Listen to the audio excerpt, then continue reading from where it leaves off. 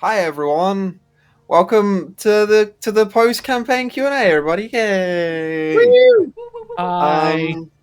So this is the final time that you will see this layout ever, probably. And so on our last thing, announcements first and foremost. Rhyme will be back not next Wednesday, not the Wednesday after, and not the Wednesday after, but in January. Like this first week of January. It's in January sometime. I was taking a December-long hiatus for Rhyme, which is, I think deserved. But in the meantime, you can check out Fandelver, that returns this Sunday and subsequent Sundays, which will be our only full show up in December. But there will be other stuff, so stay tuned for that. Next up, follow us on all the socials. You know what they are. I'm not going to say them. And also, Griz. In honor of the finale, the series ending of Emoris, we put together a merch t-shirt design that you guys can find in the Twitch information down below. On YouTube, I'll try and remember to post a link. It's a "Let's keep making stories together" shirt. Equa's favorite quote. I made that up.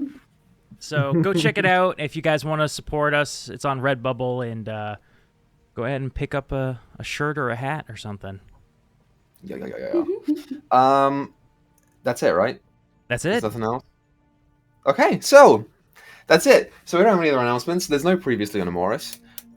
So we're just going to jump into the questions. So here's how we're going to do it, you guys. We're going to go arc by arc. We're going to start with the start until you guys hit Recrovy, and then we'll do Keijo, the tribe, Urnroot, the Keikuri, and then the end. And we'll start by asking each and every one of you a single question, unless it's your arc, in which case you'll have a bunch of questions that you can talk about, and we'll just riff off it, Feel free to take as long with the answers as you want to, and if you want to ask me anything along the way, ask me anything along the way. But in the first one that we're going to do, I'm just going to throw the question out to all of you, because it's a real simple starting question.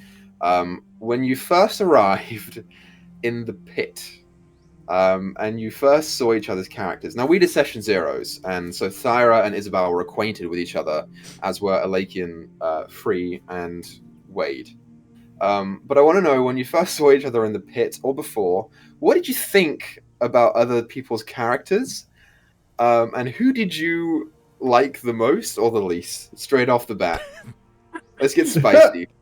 Because I know that there were some strong looks when Wade first spoke. I fell in love with Wade immediately. I was like, oh my god, he's adorable. How can I not? You guys remember Elkane? Elkane! So funny. I still didn't pronounce his name right. Like half the campaign. That was the greatest for a long time. That was the greatest story arc of the show. Was just I think it was finally pronouncing Alakian's name correct. Honestly though, it worked so much. You got Kev to say it like a bunch as well, because he was only talking to you at the time, and all he heard was you say Alakane and not Alakian. So you're an influence. Well, I'm not going to say I had to say that right, a favorite or not favorite character, but I will say for the first session, I think it was only like the second session that I figured out that Dyto was not Isabel and Felis wasn't Thyra, because I thought that Felis was playing a half-orc, and in my head I saw Isabel as Thyra and Thyra as Isabel. The first episode. That's funny. That's interesting. Yeah, they're very opposite. That's a kind of cool what if. Yeah, what honestly. if Isabel were a half-orc? I think I should be happier. I just got confused like during the descriptions or something, and I ended up in my mind convincing myself that Isabel was a half-orc. Yeah, I don't know. I mean, it makes sense, kind of. From the description, I could see that. But by the same token, also kind of listening to social cues. It was also kind of what helped a little bit. I don't know, it's hard to say, like, in the when we were fighting, in character, it was hard for her to decide who it was that she liked because she was surrounded by people and forced to fight, which are her two biggest fears. So her two biggest fears she faced in the first session. But yeah, when Wade started talking, that was the first time I had heard that accent. Like, I wasn't expecting that. It's not a common D&D accent, I'm Well, it finding. is but now. It's not. the more that it goes on, people will start using it more and more, which I love. It's a fucking great accent to use. But I think Free was my favorite because I like the color pink, and she was colorful.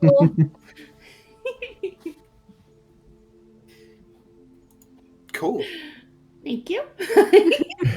Cool. So I want to throw it out to Chem next, right? Because on the topic of meeting new people, where we met Free, you had just come down from basically running straight from the cakery Yep. down to land apart, and then you got taken and brought back up to Big Naki. So you Yep. hadn't really seen or interacted with too many people long term after your escape plan. So I want to talk to you a little bit about like what it was like and your journey in particular to learning to trust this group of people. How long did it take you to finally feel comfortable around this group that you were basically locked into from the start? Oh boy. Free is pretty intuitive. So she didn't trust Elakian because she could tell he was a liar up front. Wade was easier to trust, as well as Thyra, and Izzy took a little bit longer. Fully trusting the group, especially after being kidnapped and almost thrown into slavery again. I mean, they saved her life, but earliest that I think she was truly comfortable was late earned root, early Recrovy. That's not too far in. That's what, 10, 15 episodes? And at that was mostly Wade and Thyra. Yeah. That's a little sooner than I thought it would be, actually, so that's interesting. Okay. Dyto. Yeah. When you went to Big Dacky, you met everyone's favorite fantasy cowboy. Mazor. Talk to me about what triggered your attachment to Mazor, because you got really strongly attached to Mazor pretty early on, and I thought he was a little cold to everyone at first. Yeah, so, well, I mean, with Thyra, she is not good with people, but she likes to, what I end up calling was collecting them. Okay. As long as she didn't have to make a charisma roll, people loved her. But for her attachment to Mazor, it was the first male half-orc she'd ever met. Mm-hmm. Growing up in a tribe full of just female half-orcs where the boys are sent off, she's never seen a full-grown male half-orc, so she got attached. Even if he was cold, it's kind of like how she grew up. It's kind of how her mom raised her, kind of not cold, but stern. Yeah.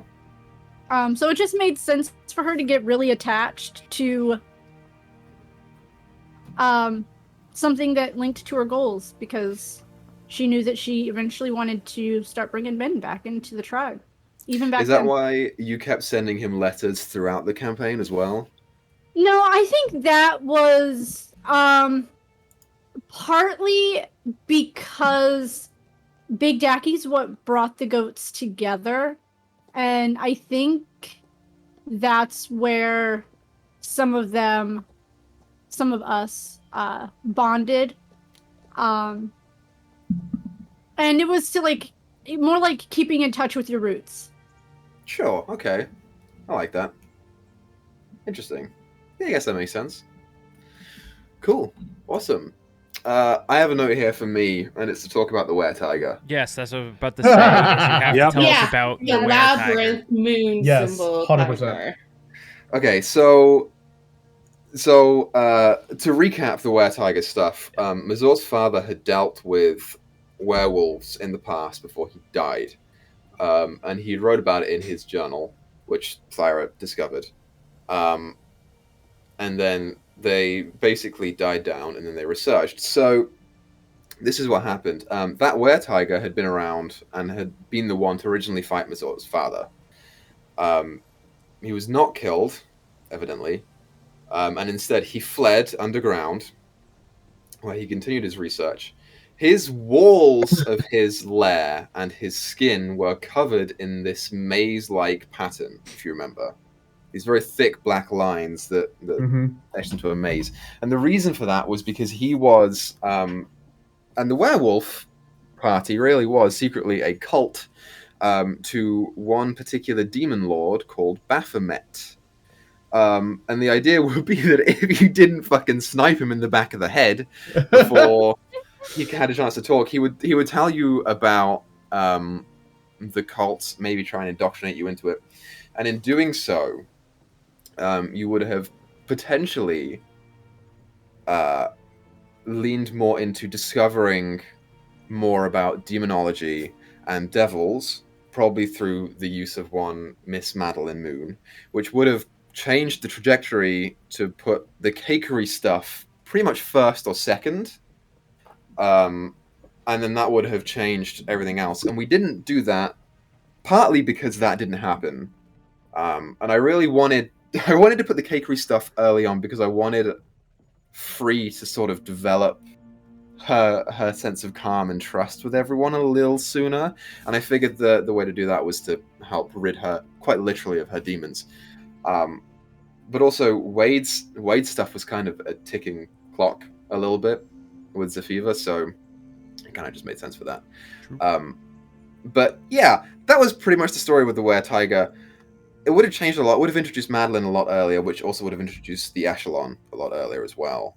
But I think that came early enough, so yeah. So if there's anything else you guys want to know about the were-tiger, let me know, because now's the time. But if not, we'll move on to the urn root section. So, well, Felis, Yes. when you went to urn root, you decided not to visit Craddock, even though it was right there. Yeah. And there was some talk about it. What changed your mind to not visit it? Nothing changed my mind because I never planned to go to Craddock. Early on, not really. It just felt wrong for the character to be like, because Izzy, she acted tough, but she was terrified. Mm-hmm. You know, she had never really left Ernroot before, and suddenly she got kidnapped and dragged to the desert in the middle of nowhere and forced to fight to the death, and had to reveal the fact that she eats people. And so she was scared and freaked out and decided, I don't want to have to deal with, you know, a town that when I was 10, all the adults were planning to kill me. You know? Sure. Yeah, she's like, fuck it. No, let's just go back to a place I know and then go get my goddamn coat. Because she fucking loves that coat, which I don't think I ever revealed the origin of that coat. I don't think you did. Yeah. Should I say it now? oh Yeah, yeah. if you want to. Oh yeah. It's the time. Yeah, so when Izzy was very young, she had rescued her friend, Mary Beth from some kidnappers. And after that had happened, Mary Beth didn't want to talk to her, but a few days later, Mary Beth's dad found Izzy, thanked her, gave her money and his coat.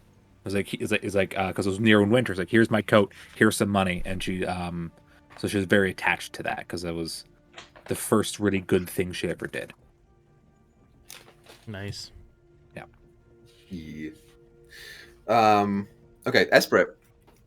So, Early on in the campaign, Alakian was a bit of a little shit, right? And he was very, very much more than a little, but yeah. into his thievery, amongst other things. And in this time, in between the start to basically to Rokrovi, you were presented with several different thievery or thief organizations. You had the Needle's Eye, you had the Choke, and you didn't really seem too interested in cooperating with either of those compared to the Convex Order, which I thought was an interesting thing for you based on your initial character description. So tell me why you wanted to go for the Convex Order more so than something more underground.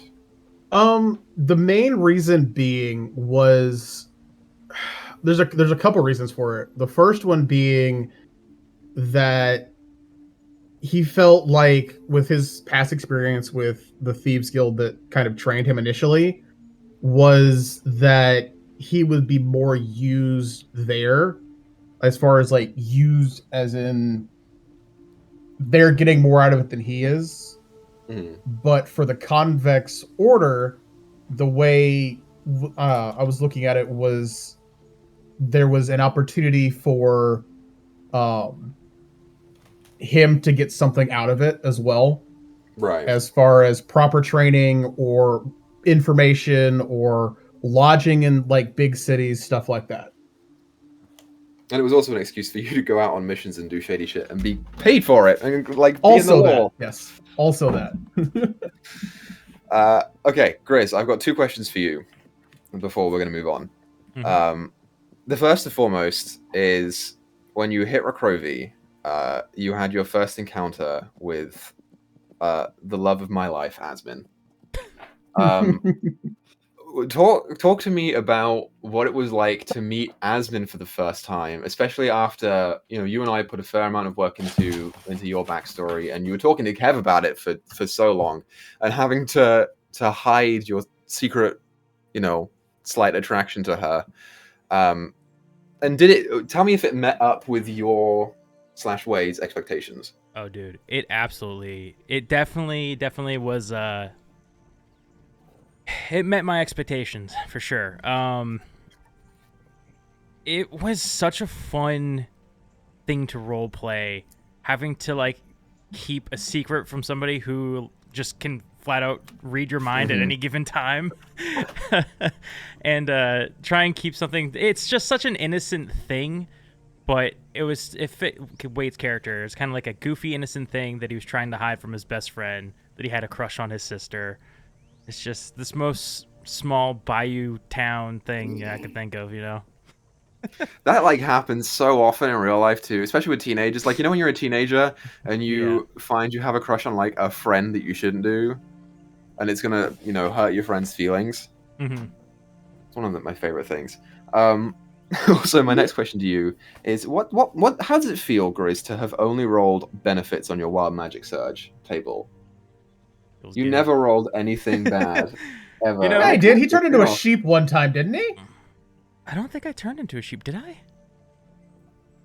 I thought there was a time. Confusion. During that were-tiger fight, he became confused for like 3 rounds. Okay. There might have been some negatives, but I'd say I highly rolled positively on the wild surge table, which I think I deserved it because I rolled like crap on everything else. So I feel like I earned that. I guess it had to balance out somehow. Okay, so I want to talk before we move on to Keijo about Alakian's lost arc, about his backstory stuff. So we didn't get around to do Alakian's backstory stuff, and I think it was a little notable in the end, and I felt a little bad for it. And there are a couple of reasons why we didn't. The first is that the campaign was sort of playing out its full storyline. It was coming to that climax, I felt like, and we were playing for a long time, and I thought it was getting to an appropriate time to end it. Also, Alakian had shown a great deal of character development outside of anything personal. Like, even if you take out the Raven Queen, Alakian had still gone leaps and bounds from when he started in the campaign. So I didn't feel like it was entirely necessary to have that development there. But I want to talk about what it would have encompassed. So you would have the group would have gone back to Arash. You would have fished around a little bit, found some people from your backstory. Bree obviously would have taken a big part of it. And we sort of dealt with some of it in the epilogue, but essentially what it would be is you would have to take on the Rifters, which was your opposition thievery guild, and you could do it through a number of different facets. If you guys wanted to go in a criminal route, you could have joined Black Plunder. If you wanted to go through the Order, that would have been an option. Or if you wanted to take it on by yourself, that would have been a more deadly option. And essentially, it would have been a race to find the feather knife, which was in a dungeon somewhere. And if you missed it, then you'd have to steal it back from them. And at the end of your arc, your figure that had been hunting you in all your past lives would have come and tried to kill you. And it basically would have come down to, if you had the feather knife and you killed them with the feather knife, then they would be done. If you didn't kill them with the feather knife, they would come back and be a recurring villain. And if they killed you, that's game for Alakian. Yep. And you would find the identity of that hunter. Does anyone have any guesses as to who it was? 3. So the hunter trying to kill Alakian. Yeah. Makes me think it's I gonna be have no somebody we ideas. would Yeah, we know would know. of. Is that true? Is someone we met in the campaign? That It was is supposed to someone be- that you met in the campaign. Okay, good. Is it Zafiva? No, I'm just kidding. Was it Too much fever. what's his dick that really hated my guts? Wouldn't that be interesting? Wouldn't that explain why he was so hard on you guys? Because he really just didn't like you. So Geth, Geth really hated you, basically. And I kind of laid very subtle hints towards it being Geth throughout the campaign, particularly with Haresh, because if you noticed, he went and he got approval for you guys to not work with the Order for a while. And then Haresh came through and was like, well, that's a bit harsh for him to do that. And she went back to the table and said, why has he done this? Because she thought it was really unfair. And they basically rescinded that and allowed you to be brought back in with some training, which you never got around to. Yep. And she kind of like, at the end of the Earnroot stuff with the Mind Flayers, she kind of dipped off for a while, if you remember. And it was because she was investigating to be like, I have to make sure that they weren't the reason that this happened. They had nothing to do with the Mind Flayers, and they're actually good people, because I suspect that they are. Because Geth had been talking so much shit in the Order about you guys.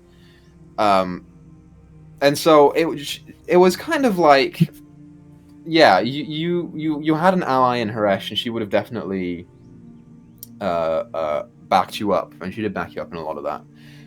The only other thing about that, and the story behind Alakian's present lives, it's Hawkman and Hawkgirl, basically. Okay.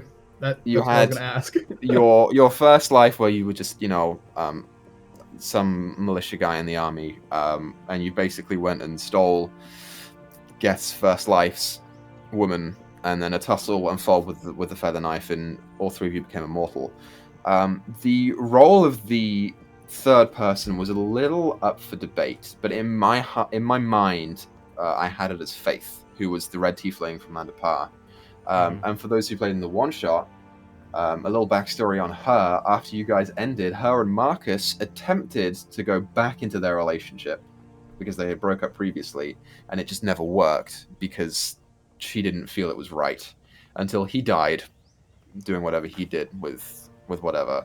And she just sort of waited, and that was why she was so open and willing to receive Alakian and the rest of you guys into the Ravenspire, because she kind of knew. And although she knew it would never work, she was dying, like she was old and she didn't have long left. She wanted to do something good with that. So, yeah, that's a little bit about Alakian's backstory shit. And if you have any questions about that, now's the time to ask. I don't really. What I can think of off the top of my head, at least. I will probably think of stuff later that I might message you about, just because I'm curious. That's fine. But as of right now, off the top of my head, no. Great. So that wraps up the first arc. So the next one is Keijo. Actually, we'll start with you, Esprit, because we're on the topic. Okay. I want to talk about that I think one of the most pivotal moments in the Keijo arc was when you argued with Wade's pa, which triggered Wade to get grounded, which triggered Wade to leave. What went through your mind when you decided to do that, and do you think Alakin learned anything from that? I honestly don't think he learned much from it, but as far as what went through my mind, it was more. It again goes towards Alakin's backstory quite a bit, in that his parents basically pushed for him to be exiled out of his original hometown because he's a high elf, and obviously being a thief and stealing shit from the time he was pretty much old enough to walk was extremely frowned upon for obvious reasons. And so seeing somebody else's parents kind of push them away, like Wade's dad did, really kind of put him into not really a rage, but kind of short-sightedness. And that he hated having that thought of somebody else losing their parents like that, because he basically grew up without parents. So how did Alakin feel when Wade ran off and then you guys got into the tussle with the hag?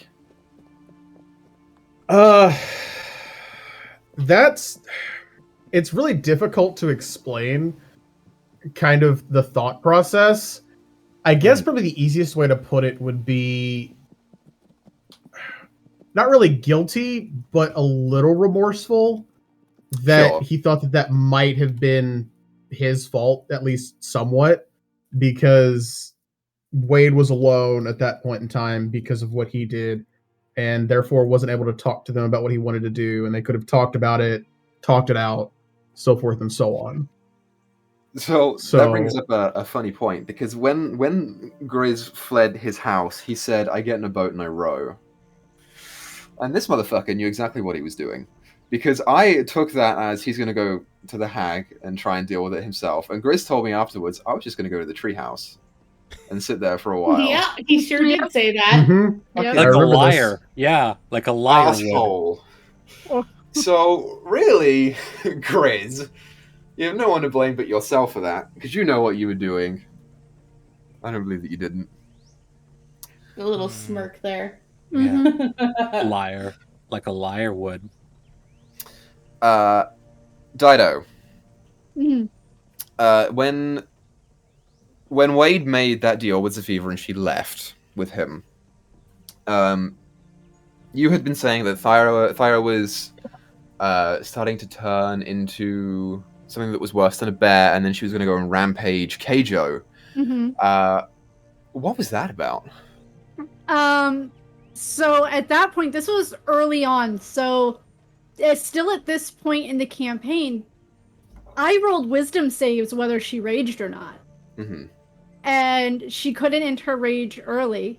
And the only person at this point that hadn't triggered her rage was Wade. He was the only person at this point that she hadn't tried to attack. I don't think she ever tried to attack Free either. Free was never on the end of the rages ever. Yeah, but Free was never close enough. But every time Thyra's rage went off on Wade, he always saved.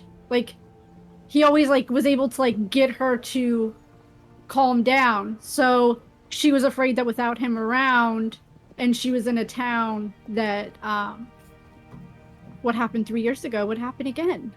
Yeah. Where she 3 years before she met the goats, she had finally gotten up the courage to go into a small town to send letters, back home, because there was a lot of people that she left that didn't know she was leaving. And she ended up slaughtering that whole little village in a rage. You remember what the rage was over? What? Just someone said something. It was something it was minor. Yeah, it was a very, very minor, very stupid thing that only a teenager would get mad over. hormones. So She you was were sick. you were saved by Otter, if I'm not mistaken, right? Or you woke up with Otter No, there. this was after she left. This was after she left the tribe. But yes, even when she was in the tribe, she was 10. She was 10 when that happened, and it was her first rage. You mentioned something with Otter. I have to remember it, but it made you two have a different sort of relationship than the other two. Yeah, I'll get to that in my time. When Thyra hit puberty, which is 10 for half-orcs, her rage came into full force, and she was on her first negotiations for the tribe, and for her matriarch training. And it didn't go well, or it didn't get violent, but it got heated, and it just happened. Yeah. But about a year after she had left the tribe, got kicked out of the tribe, it happened again. But there was nobody there to pull her out of it or protect those people. Mm-hmm. Yeah. So Chem. Yes. Free. After Wade's initial deal, you went to go seek out your own deal with Zephiva. Mm-hmm. And you went so far as to iron out all the details of that. Talk to me about your mindset behind doing that, and also why you backed out on the very last second. All right. So, with this, my thought was she wouldn't let someone else belong to someone, right? Especially for her. So first off, if she had had the choice and it wasn't a revivify, she would have rejected coming back in the first place if she had known it was the hag. Mm-hmm. And then with the deal and all that, she wasn't quite getting what she wanted, which was Wade to stay free. So for her, that broke the deal, because then she was giving up everything of her own for him to only have X amount of time, which wasn't enough for her. Right. So, if I remember correctly here, you bartered for 2 months of Wade, in which case you really didn't have enough time to do much. You would have, if you would have went through with that, first of all, you'd be playing a different character, because if people would have turned you into a goat. Mm-hmm. You would have been true polymorphed into a goat, which I thought was very thematic. And then you all would have had to basically solve Kev in 2 months' time, or kill her, and see how that worked. So, yeah, it's a good job that you backed out of that, because I don't think that would have been possible. So well done for that. I don't know. I feel like they would have gone to kill her just like we did anyway with Wade the next day. Potentially, although, yeah, Free wouldn't have been there, so I wonder how that would have worked out. We'll talk a little more about backup characters in a bit, but yeah. Well, it would have been interesting, because then if she had been a goat, she would have been left behind in town and died when Zephiva died, and no one would have been there to revive her. This is true. This is very... I didn't even think about that. This is very true. So there would have been a dead goat when they came back, and it would have cost a raised dead and someone to dispel a high enough true polymorph, it was even possible. Yeah. Yep. But she was 100% willing to give that up for someone as kind and gentle as Wade had been, especially with trying to save someone else in his head. Yeah, what a good guy, Wade. Speaking of good guys, Felis, let's talk about Heath. Not a good guy. Let's talk about Heath. Wasn't What a bad a- guy. Let's talk about Wasn't Heath. a good guy. What the hell was going through your mind when you went and brought him over to that tree away from town? Every single time I try to gain back Jojo of Chaos, I succeeded. That's what was going through my mind, being like, this is fine. I'll scare him. I'll freak him out. He'll help. She also didn't like him because he was a bully to Wade. Mm-hmm. So she's like, yeah, I'm gonna freak this guy out. Fuck this guy. I'm stronger than him. I'm the big bad monster. I can do what I want. And then she ate him, and she's like, oh, That was a big moment for Izzy, actually, being like, okay, so I have to get this under control now. Yeah, all That it takes was- is one. Yeah, if there's a fucking red flag, if anything's a red flag, that's a red flag to like, oh, something's wrong with me. That's what was going through my head. I and Izzy was confident that I wouldn't kill him. Then I just straight up did. Do you think that Izzy ever told Wade about Yes, eventually, yes. Over a sending spell. Heath? No. Probably. No, she would have gone and been like, yeah, I ate Heath. I fully ate Heath. I'm a roll for something. Oh, He's gonna no. roll for his rage. He's gonna roll for his. I didn't roll very well. No, Wade would have not known. I was gonna see if Wade would have pieced it together, you know, like before then. Been like, yeah, I know you did. No. Yeah. Nope. The other question Wade that I have for you, fashion, roll Felis, 5. Yeah. is I don't remember if this came out in game or not. What did you do with Zafiva's head? We Oh, right. we primal savage it into pieces, No. I thought you took it. or I we gathered it set from it the on body. fire. We destroyed it somehow in front of Yeah. her hut Well, no, after Rokonoka tried talking to it. yeah, I think we destroyed it. Because I don't think I kept the head. Izzy wouldn't have kept the head. But I I like to think think that you would have. we cut the head off because we wanted to talk to Zaviza. What the fuck? She doesn't deserve her you name talking pronounced. to her. Why don't I remember that? I Um, don't fucking know. but Maybe no, you Izzy did. would not have We- kept the head.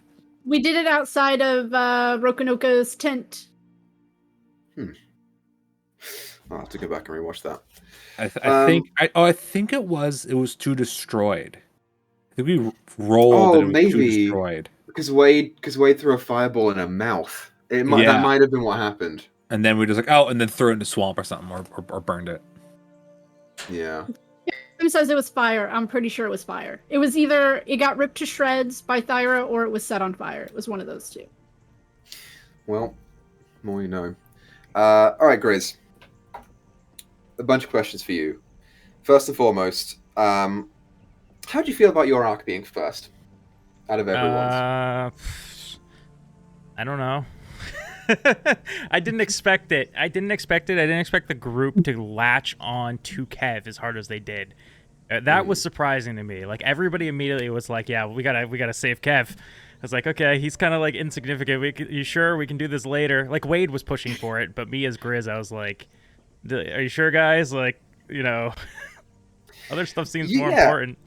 That's a good point, because you guys really did latch on to Kev, and no one had spoken to him at that point, apart from Wade and Izzy one time. So none of you really had any idea on who Kev was. He was the best friend of the sweet little bumpkin. Of course, we liked him. I Yeah, guess so. it was epic going back to Keijo too. Just it'd been for us. Oh, how long had we been playing? At least a few months, if more than that, right? Like I 6? think we were between the region of 4 and 6 months when you hit Keijo. So when we hit that, it actually felt like going home. It was very weird. Yeah. It's very fulfilling to go to Keijo. So how did you feel your relationship with Kev changed over the campaign? Because your arc, basically, you had the first part of the arc, and then the rest of it was throughout the rest of the campaign. How did you feel like you and Kev ended compared to how you started? And would you have changed it? I don't think I would have changed it. Maybe I would have found more time to roleplay with Kev afterward, but we were so busy, like, trying to save the day, you know? Yeah. But, no, I think, especially in the epilogue, we got a really good moment, saw that things kind of went sort of back to normal as much as they could, Mhm. and they, you know, had their best friend Yes. moments and stuff, and, but the start of the campaign... Man, there was the big ride going on, because Wade in the beginning didn't know if Kev was a hallucination, a ghost, actually trapped in his brain. You know, there's a whole number of things Wade was unsure about. So he wasn't sure if he was just going crazy or or not. He just tried to remain hopeful that they would be able to piece them back together. But there was a lot of, early on with Wade, a lot of doubt and keeping things from Kev. Like, just trying not to think about stuff. I think as we discovered, Kev kind of knew anyways. Like with Asmin, and knew that Wade had doubts and stuff and fears. But Wade always tried to put on a brave face so that Kev wouldn't be scared. Yeah. Kev is not the most insightful person in general, more so when it comes to you, but I think that Kev, in particular with Asmin, was very much in denial for a lot of the campaign. Like, in the first 20 or so episodes, you kept dropping little hints, and he kept, like, piecing things together a little bit and then saying, well, there's no way that can happen. That just wouldn't happen. It's not going to happen. And that's why he kept being like, what are you talking about? So it's very good. Did you expect him to ever be like, okay, you can go on a date with my sister? You know, the way that you told you would talk to me outside a game, no. Mm-hmm. So, no, I guess not. Nice. Okay, two last quick things with your art, Griz. Okay. I want to talk to you. Oh, we can talk about them together if you want. I want to talk to you about Zafiva the Hag and Rokanoka. Okay. We'll start with Rokanoka. Do you have any regrets about not playing Rokanoka for longer? At first I did, but I was so happy I got to play Wade for the rest of that series. Mm. I think Rokanoka served his purpose, even though it was very short-lived. He was a cool character. And he got to help the party and be like an NPC the rest of the adventure, so he was still there in the end. But yeah, like at the time, I wish I had gotten to play him more, but it was worth having Wade back. Yeah. And so, when it comes to the Hag, I like to think of the Hag as the first real, like, really life-threatening villain that you guys went up against. And obviously, you know, she left scars on at least 2 members of the party. Literally. Yeah. How do you think, and this can go out to everyone, how do you think that the Hag impacted the way that your character was played throughout the course of the campaign? Because I know in particular, Free and Wade kind of had big moments with the Hag. You did a great job building the Hag up to be a scary being, with from the voice to one of my favorite scenes was like the first time the Hag really came into play, when we were just going back to Keijo and the animals were staring at us as we were in the kind of in that opening. They were like up on the ridge or something, staring down. That was creepy. And then Wade had that dream. You did a really good job establishing her as a creepy villain. Thanks, Griz. Yes. I still, you know, I'm a little biased, but still my favorite villain. Yeah, I kind of agree with that. I'll say, oh, sorry. No, go ahead. Something I've always wanted to talk about, because this was so. For a while, I had kind of this idea that if Wade hadn't been rescued by the party, he would slowly kind of develop like a madness and get like scaly skin and not be like a party member, but like a sort of an enemy to you guys, which would have been a crazy alternate timeline. I'm very glad that didn't happen, but yeah, that would have been something to experience. That would have definitely been possible with a blood transfusion from her. Yeah. Those Dyto, you told me. Oh, yeah. Keijo was when I, as Thyra, decided to actively start controlling her rage. Mm-hmm. I actually that's when I started taking it into her own hands as to, okay, how do I get this under control? I need to stop acting like the monster we just faced. And that was kind of the turning point for her there. Yeah, which worked out because you're about to go and do your stuff straight after. Yeah. And she really didn't want to go home not being able to control it at all. Yeah. Chem, I see you. I know you've got thoughts.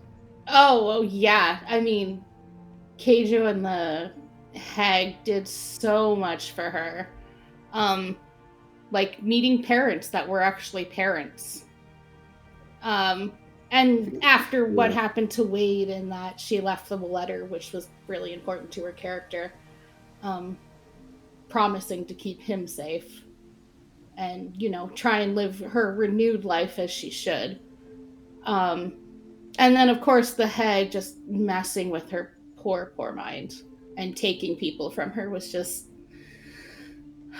She definitely attached herself really hard to Wade after that. Yeah. Yeah. The hag was a fun excuse to be an asshole without having it fall back on me. That's fun. And that's like not even covering Gaines and Shawnee and oh yeah, everyone else except for Wade finding about what the cakery was and did to her essentially. Mm-hmm. Yeah. I love that you brought up Wade's parents. I love that because they were real parents and yet they weren't even parents, right? They never gave birth to a kid. True. And I love that Wade, with D&D there's such a stereotype of, oh, my parents have to be dead for me to go out on an adventure. And I love that Wade wound up with fucking 5 of them instead of 2. Yup. Yep. Yeah. That's It's like my best part. favorite thing. And they were all pretty good in their own right, Like, none of them really, well, apart from Tharden, really, were too fucky. So, 3 that's great. moms, 2 dads, a stepsis. Yeah. Or half-sis. Sorry, not stepsis. Yeah, I love subverting expectations. It's great when a D&D member finds out they've got so much more family than they thought they had, which is great. Isn't that the point of D&D is found family? Yeah, right? Yeah, I mean, I don't know if I have too much to say about that arc, because it was so... I might be a little biased too. I think that Keijo was probably my favorite arc. And I think that the reason that Keijo was my favorite arc was because of all the NPCs and their interactions with the party, which is just, as you guys know me as the NPC voices guy, and that shit's my bread and butter, right? So I think it's my favorite thing to see people get really invested in a villain and have them respond in real time to what the villain's doing. And I really, really liked playing the hag. I mean, you guys knew that because I brought her back later on in the game. But I thought it was a really good arc for demonstrating, and Backer put this really well. He left a comment on a YouTube video that stuck to me, for the rest of the campaign and still now. He said that when you guys went to Keijo, he really felt like the world was alive. Mm-hmm. And I really wanted to demonstrate that, you guys can have the simple life. You're just meant to do better things. And if you do those better things, the simple life is all yours. And I thought that was a really good, establishing point for the rest of the campaign. I loved it. I love that shit. I loved Zafiva. I loved Kev and all that shit. I had the benefit of knowing you before this campaign, so me and Equa spent forever going back and forth on ideas about everything, every character and Wade's backstory and stuff. Obviously, I left a large chunk as I don't know who my birth parents are. I don't know this, that. You make that up and don't tell me. But we spent a lot of time before the show started developing, Keijo in the Wade's past and stuff. And I luckily had the benefit of knowing you beforehand to do that. So. Yeah, I think you wrote the perfect amount of backstory for me, which was nice, especially as a first-time DM. We get asked a lot about DM advice. I guess my first advice in this arc is work with your players on backstory and make sure they don't write too much, so you can do shit like this and have it really work. We listed NPCs that you would know. We said, old Mrs. Hestridge, who never really talked. Roval, Asmin, Fleetrini, and Haymitch, your parents, all those people we worked out beforehand. Yeah, I think the biggest one, though, was Heath, because I wanted a rival. Yeah. So you know what? then I'll mention. he I'll died. mention Heath. If Heath didn't die, and you killed the ghost gator and you brought the gator back to him, there was a chance for you guys to bury the hatchet a little bit and find that respect amongst each other. Would have never happened. And you still would have been competitive and rivals, but he probably would have helped you in the final fight against Kymel if you rolled high enough. So, Yeah, right. so fuck Izzy. He wouldn't have been able to do anything. What a chump. Yeah. Okay. Nisa asked, why use a moving tree instead of something else? Oh, great question, Nisa. I love that. In Wade's backstory, the first time that he met the hag, and the hag killed Kev, and very nearly killed him, Wade woke up in the dirt, and the tree was not there. And I wanted the lair to be constantly moving, and there's not much you can do in a swamp, right? And I figured hut is cool, but hut is simple. And if I get all of the trees to move, then that tree becomes a lot more disguisable. So I thought it was fucking beautiful. I think Griz laid down the foundation for it. I think you mentioned that you wanted a tree. Yeah, I in my headcanon when I was creating the character, Kev and Wade crawled into like a tree stump and ended up in like the inside of a tree, chasing the gator. That was I think that spawned the idea of the tree. Yeah. So that's fucking fantastic. And you know, hags are very like vague. They basically, the way I see it, is they can mimic any spell when making deals. So she kind of just mimicked an awaken spell-ish and used that. But in my mind, the tree basically requires attunement to move. So, yeah, Rokonoka took a lot of time figuring out how to get the tree to move. A lot of time. But it worked out in the end. Great. So, I have a question for you, Equa, on the backstory comment. Okay. Did you appreciate, hate, or indifferent as to how little backstory I gave you for Lakian? Right. You gave me fuck all. You were the lowest backstory of anyone, which I thought it was kind of a blessing in disguise because it really gave me free reign to do whatever I wanted. A lot of people have that. Like, a lot of people will play their D&D characters with amnesia, and they'll be like, whatever the DM wants to do, just go and run with it. And I was like, okay, that's cool. And I thought I put in sufficient work to give building blocks for a Lakian's personality to work off of. Yep. And I think that it worked out pretty well in the end for you. Yeah, I don't think I would put in any more work on that. Okay. But, like, just the reason I was asking was just because that was kind of why I did it. Was more or less like he's been gone from his hometown for like 20 years at this point, almost.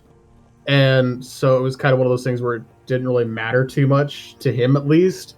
That's kind of why I didn't really put too much thought into it. Yeah. And you know, this campaign was a great learning experience. Griz gave me the perfect amount of backstory. You gave me very little, and Dyto, you gave me pages on pages of backstory filled with NPCs. I was like, oh, great. Dyto gave me information on her dead great-grandfather. I did. That's crazy. Like in a I was good like, way. this is great. Well, I did that because her axe belonged to him. Yeah. No, it was great. It meant that there was little work for me to do. And yeah. Being from, a tribe of druids, they tend to tell stories. So if he wanted to do anything weird, that would have. No, it was good. It was very good to see how much people wrote individually. So yeah, you all did great. Don't worry about it. Okay, so that, unless anyone else has any questions, that wraps up Keijo and the GGG. So we're going to move on next from leaving Keijo to go into the tribe, and that started in Olivia. So Chem, you had mentioned that you had no idea that the cakery was going to be filled with devils, but it made total sense for it to happen. What did you think about it at first? First off, my panic made me use a fireball, and I was really upset. Fucking devils. I should have seen it coming with, like, succubi and all of that, but, you know, I thought, I couldn't tell if you were going to go evil monster or evil people, and I like the turmoil of both, so I was very much happy. However, something to mention here, as backstory, well, kind of current, I don't know.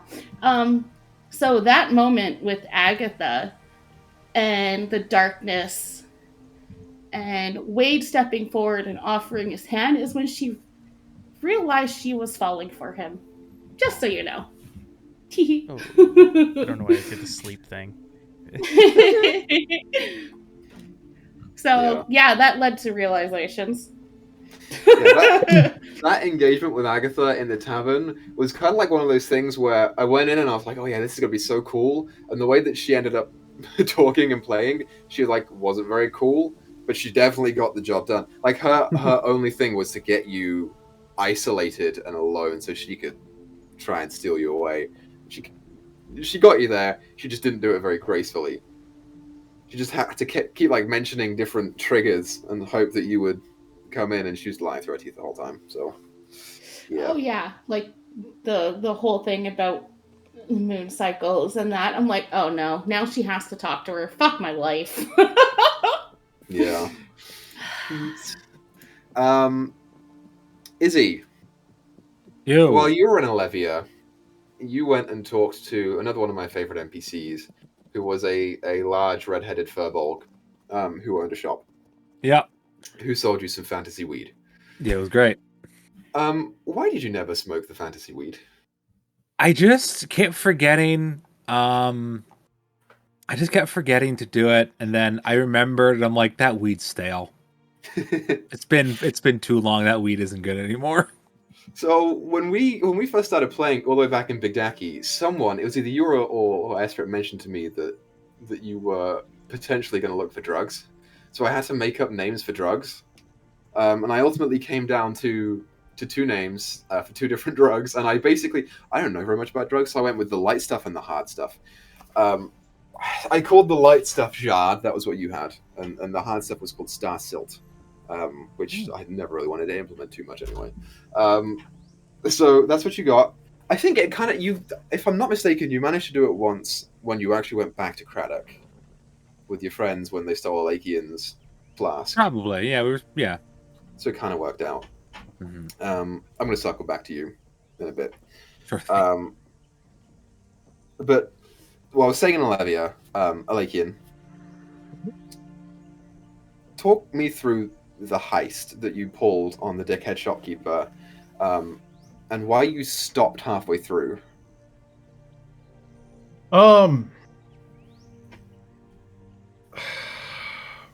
I get the heist was more of a hey fuck you moment, because it was that was honestly, I think that was like the first time Alakian had tried to do really anything that big since actually getting to be part of the group. He'd done like small, like just pickpocket type stuff. Yeah. But the full-on heist was kind of one of those things where like, this guy is a real asshole. I'm going to teach him what for. Mm-hmm. And then it boiled down to it did not work out even remotely the way he thought it was going to. So he was like, all right, instead of getting everybody in trouble again, I'm just going to not. Yeah. Is pretty much what that final thought process was. There was a moment there, and you can see it if you watch the VOD back, where you were in the back room and you saw the mirror, and it was the only thing blocking you and going up the stairs and finding all the rest of his shit. And there was I put something in the top room that was going to be some main story point that you could have gone through. I don't know if it was about the cakery or if it was about something else. There was something up there that you never got to. And I really wanted you to go to that mirror, because that mirror was a mirror of soul trapping or something. And if you went to it, I was like, it's going to be this close. I can feel it. And you saw it and you're like, no, but you turn around and I was like, shit! But oh well. That's one of the issues of people who've played a lot of D&D. They're like, that's some magic shit right That's a there. trap. That's The thing is, I definitely didn't even really think of that. I think it was more of just like, I don't want to push my luck any more than I already have.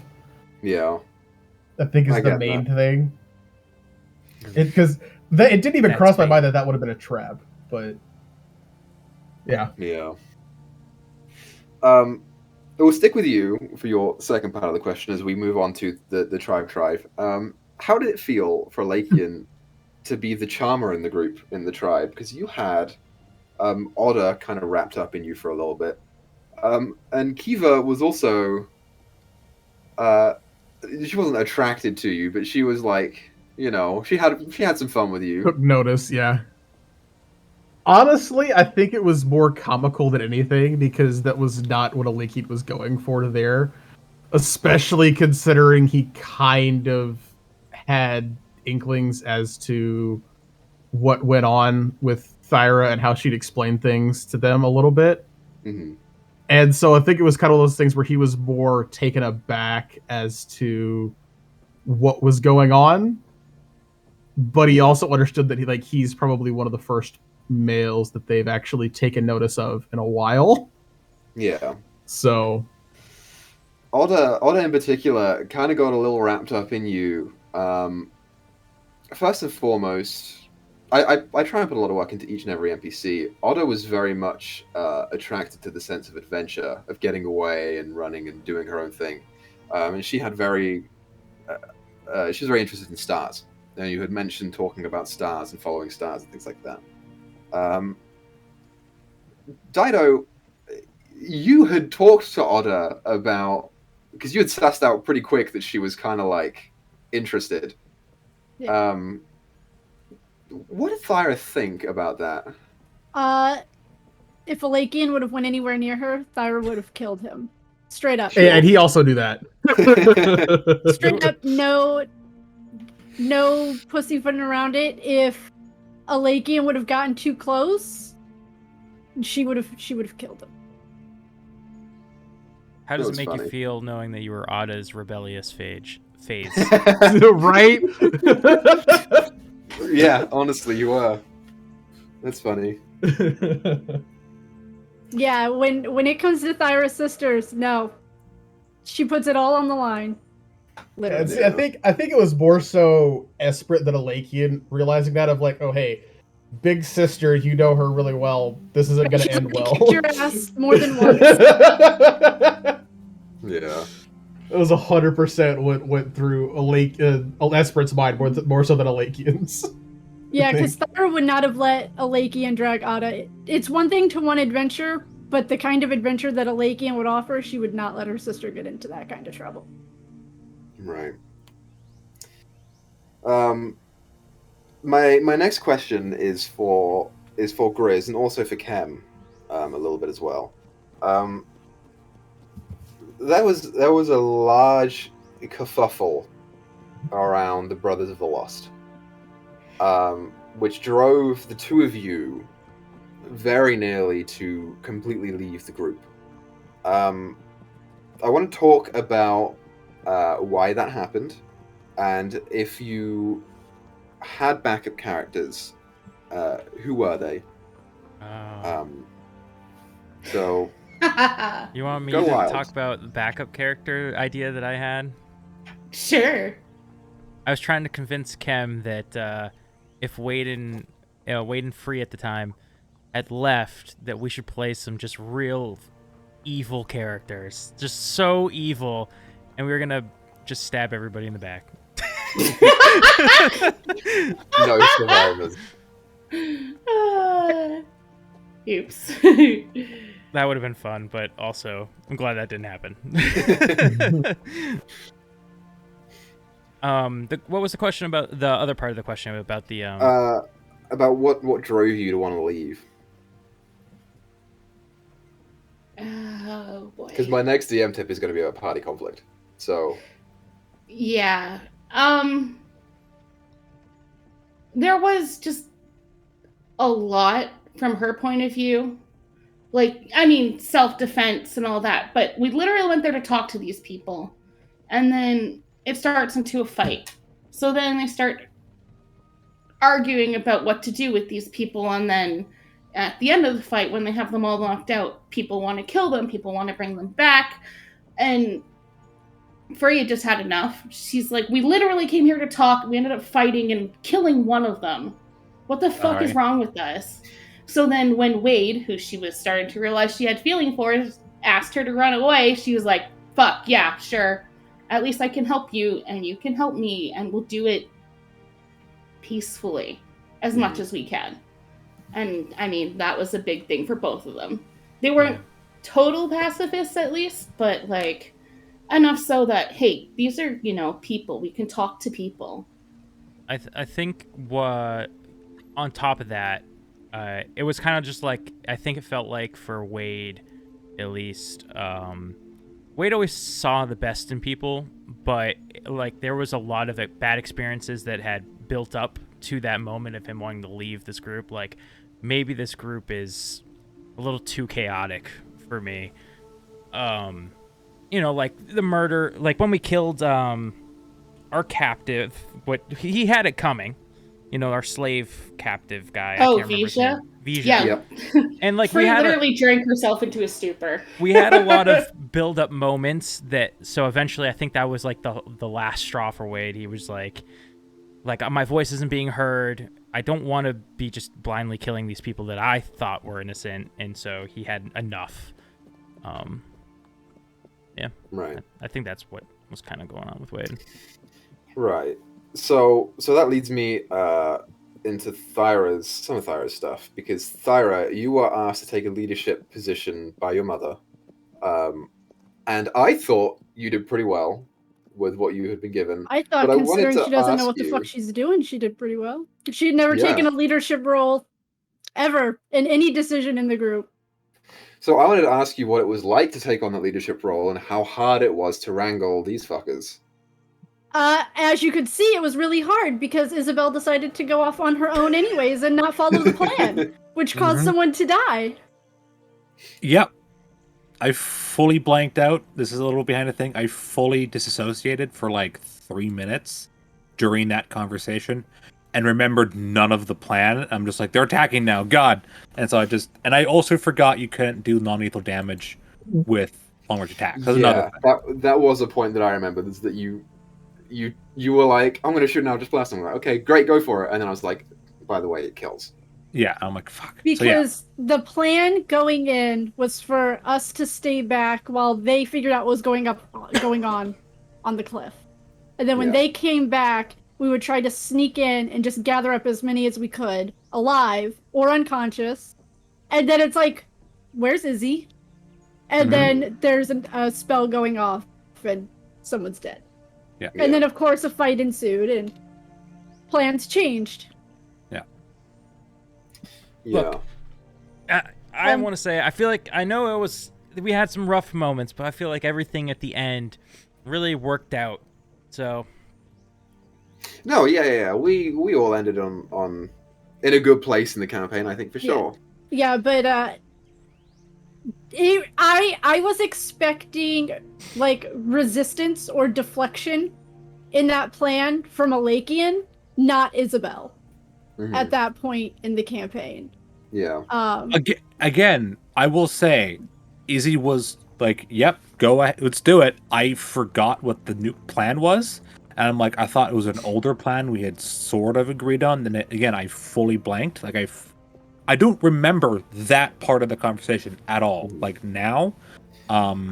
And so I was going like, oh yeah, I said I was going to do this, and everyone was like, yeah, do that. So I did that, and then the plan changed. I'm like, I don't remember that. I literally fully blanked. I think that encounter changed Thyra's views a lot more than they had already been changing.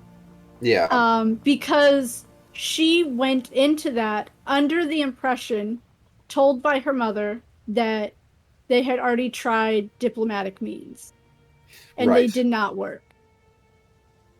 So that was Thyra's mindset, is that she has to protect her family. So the point of that of that quest was deliberately ambiguous because neither of the two opposing parties were in the right there. They thought that they were, but they weren't. And so when she said, "We've tried being diplomatic, didn't work," she was half right. They went over there to go and talk, and the tribe was too offensive and didn't want to stick around for too long. And when the brothers were like, "We tried talking," they were kind of offensive at the start and didn't really want to talk too much. And the point of that, it is kind of on me that we didn't do this, and this is kind of like one of my DM tips about this, is that you guys had been challenged in combat physically, repeatedly, and you were doing really well with it. And I was like, great, they don't need to be done with that too much. So I wanted to be like, well, what can I do next? Let's try something a little bit more ethical to keep the players invested and going. And what I think it basically came down to was that the group wasn't really as invested in that, and I kind of put that on you guys without talking about it first. And that was kind of my mistake, that I shouldn't have put in things that strayed too far off from the main points of what we were trying to do in the campaign. So I think when it comes to advice for new DMs, make sure, especially if you're new and this is your first campaign, stick to a couple of points, right? You want your combat. For me, it was exploration and open world, talking to a bunch of people. I didn't really think that the ethical stuff was too necessary in the end. Zelda said insight checks on your own family is not really common practice. I did insight check quite a few tribe members when we were talking. I just didn't do very well. Yeah, she said if you want to try talking to them, you could try talking to them, and you did. And that was going to be basically like the starting point of, oh, well, maybe something's wrong here. But I think also, even when you were talking to them afterwards, you still weren't rolling very well. Yeah, no, I wasn't. I am like Griz. I don't roll very well. Yeah. But it does bring up an interesting point, because Izzy, at the end of this arc, had her turning point, where she decided to swear an oath of paladin... Paladin's oath. Allegiance, yeah. I don't know what to call it. To Thyra. And that was kind of like your turning point on saying, I've got to be here for that. Yeah, talk to me about that. She saw two people that she cared about run away because she was being evil. Sure. She saw Free, who she considered, is he considered Thyra to be grounding? Like, she's a very, very stable person. She considered Free to be the best of them. You've often in the campaign said, like, Wade's the leader. Wade's not Izzy's leader. Free was. Mm-hmm. Free was the one that Izzy followed morally, and she swore an oath to Thyra to help her get revenge because she cared about Thyra deeply. And she saw, Wade, who she loved because Wade was fun and made her feel happy, left, and the person that she considered her moral compass left, and she's like, I need to cut this shit out. I need to, like, it was the torturing of the fucking one guy, it was eating his Heath, and it was Avija, and it was killing Heath, and there was this where she's like, if I keep doing this, if I keep spiraling like this, I'm not gonna like who I am in the end. And in that moment, she's like, right now I don't like myself, and this is bad. And she decided to turn it around, and I think she did quite well. She did. That's the funny thing is, as Wade, I was trying to break through to Izzy and get her to realize she could change, and she was having none of it. But yes, it's funny because you started to change only once Wade stopped trying. Yeah, which of course actually makes sense. Of course. It's like when somebody you love gives up on you, it's like, oh man, I fucked up. Yeah, exactly. She didn't think that, because I remember that conversation we had where Izzy said, like, I know, like, my soul's going to hell. Like, I know that. Like, I'm not going to heaven. And yeah, which realized, like, oh fuck, like, this person who I thought was just like would be around all the time, is not anymore, and it's because of directly something I have done. And Yeah. the reason Hope also, I guess, free at the time, walked away was because in Keijo, her and Izzy had a conversation about Izzy turning herself around and wanting to be a better person, and you know, that the conversation before that even been the fire about what had happened to Free. And then she went and did this, and it was just like, okay, the person I thought wanted to change and told me wanted to change. You know, there's a very popular saying about you can't go up until you hit rock bottom. And I think that Izzy starting that fight was Izzy's rock bottom. Yeah. I think the rock bottom for Izzy was when she was she realized she was totally ready to become your executioner. Which happened that same day. That same time. It wasn't that fight. That fight was just a fight. Izzy likes fighting. She even after the campaign, she enjoys a fight. She enjoys taking down an enemy. That's a part of her being forever. It was the moment when this person was tied up, and she was waiting for you to say yes, and she would cut his head off. And after that, being like, oh, that's a thing I'm capable of. Like she had never killed someone outside of a fight before. Heath. Yeah, but she didn't really consider that like the same thing because she lost control over the monster in her brain. She's like, that's shitty, but she didn't want to kill Heath. She wanted to kill that guy and was ready to on your command. And she's like, oh, that's a person I am. Fuck. Yeah, there's definitely something very human about acknowledging, I need to try and be better, and then having it just not work, and then there's a big moment, a turning point where you're like, okay, now I've got to focus all of my efforts in this. And I think it's very good, and it influenced how I played Vaya in particular, because Vaya was like sort of like a substitute maternal figure for Izzy for a long time. Yeah. And Vaya's story, not at the start, but towards the later half of the campaign, very much became about addiction.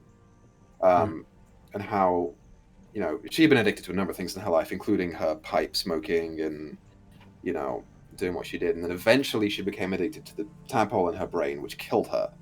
And that's the reason that I decided to lean more into that was kind of because I saw Izzy turn. And I was like, okay, how did she learn to do that now compared to before? And so I was like, well, maybe Vaya had never been a mother. She didn't know exactly how to do it. But what if she tried her best? What if that's what set it off? Because she didn't quite know. So it's the little things, Okay, we're gonna keep going with this arc because I've got a couple more questions for you, Dyto. Okay. And I think you know where it's going because it's about the final stuff. I think I do too. The first thing that I'm going to ask, we'll start simple. You met Tharden in this arc. I did. Your dad to be, and Felis managed to suss it out pretty quick on what he thought Tharden was doing there, and he was right, motherfucker. What did you think about Tharden? Did you believe that he was just a spy? No, Thyra thought he was playing at an angle. Like, she didn't think that he was completely on their side, like on the tribe's side, or his mother's side. But she also didn't think that he was really with the Boys of the Lost. Like, something in her gut said that he had something to do with something else. Right. She just didn't know what yet. You were very correct on that one.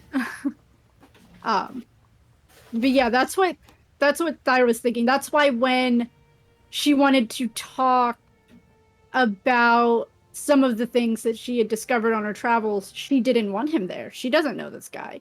She doesn't trust him. And she was going to try and convey very sensitive information. Yeah. Which is a good thing because of who he ended up being. This is very true. Yeah, and he was there. He was there when the siege on the tribe happened, but because he had been trying to prevent it through getting through to your mother, and your mother was just so stubborn that she wouldn't have it. He basically disguised himself and said, "If I can't attack the tribe, but I can't save them all. Really, I can't attack my people either. So what I'm going to do is I'm going to take all of the girls and get them to safety." So, he did what he could. The good thing about that is that he did not see the red man, which is who I'm going to talk about next. I want to talk to you about what it was like to see your villain, because I think what I tried to do was make your section of the story seem like it was going to be resolved and you were going to level up from the diplomacy, and then at the end he came in and you were just very quickly introduced to him, and then you had to sit there and wait for about 40 sessions before you finally got the chance to kill him. Yeah. What was it like to do that, and also to see him be established by just straight up murdering your mom right in front of you? A lot of this arc changed my plans for Thyra.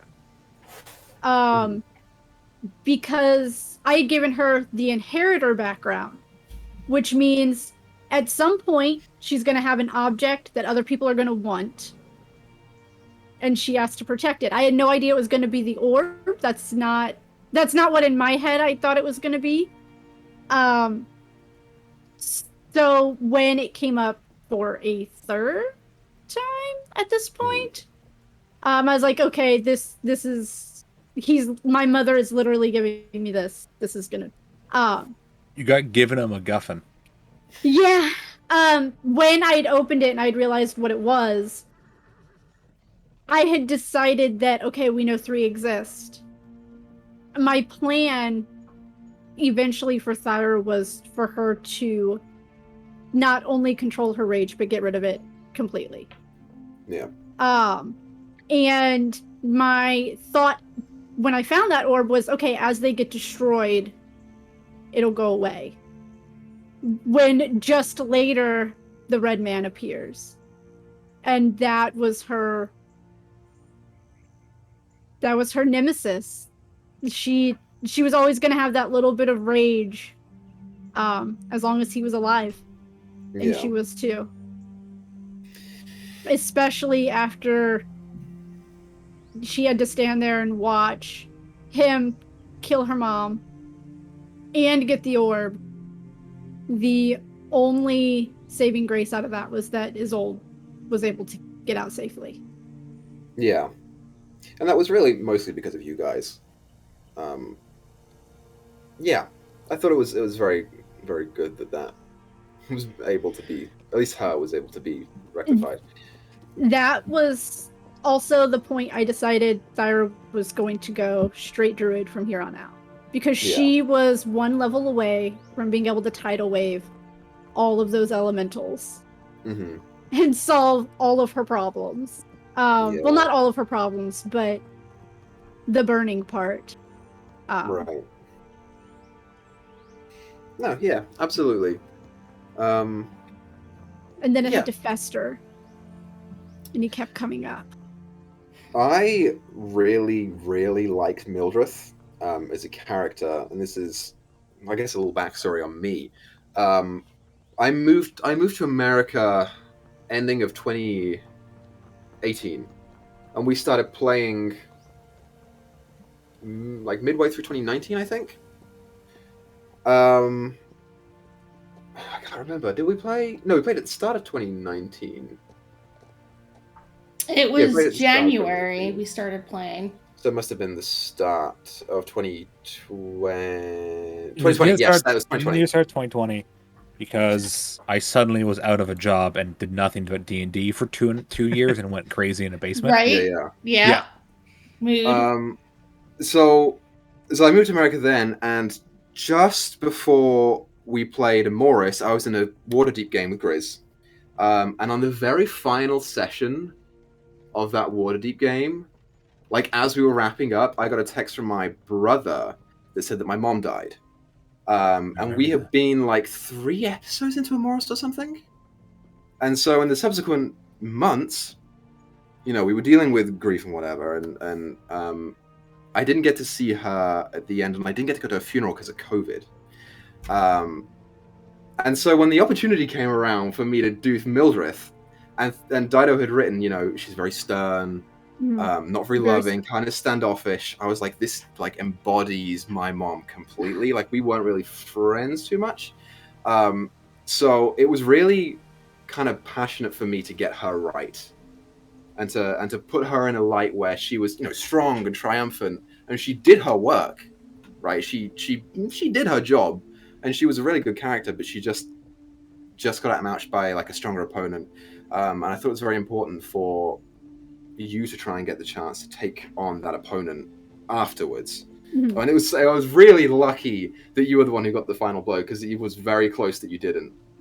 I'd have been so mad if it wouldn't have been me. Yeah, right? The red man. Like, that's all. That was Thyra's.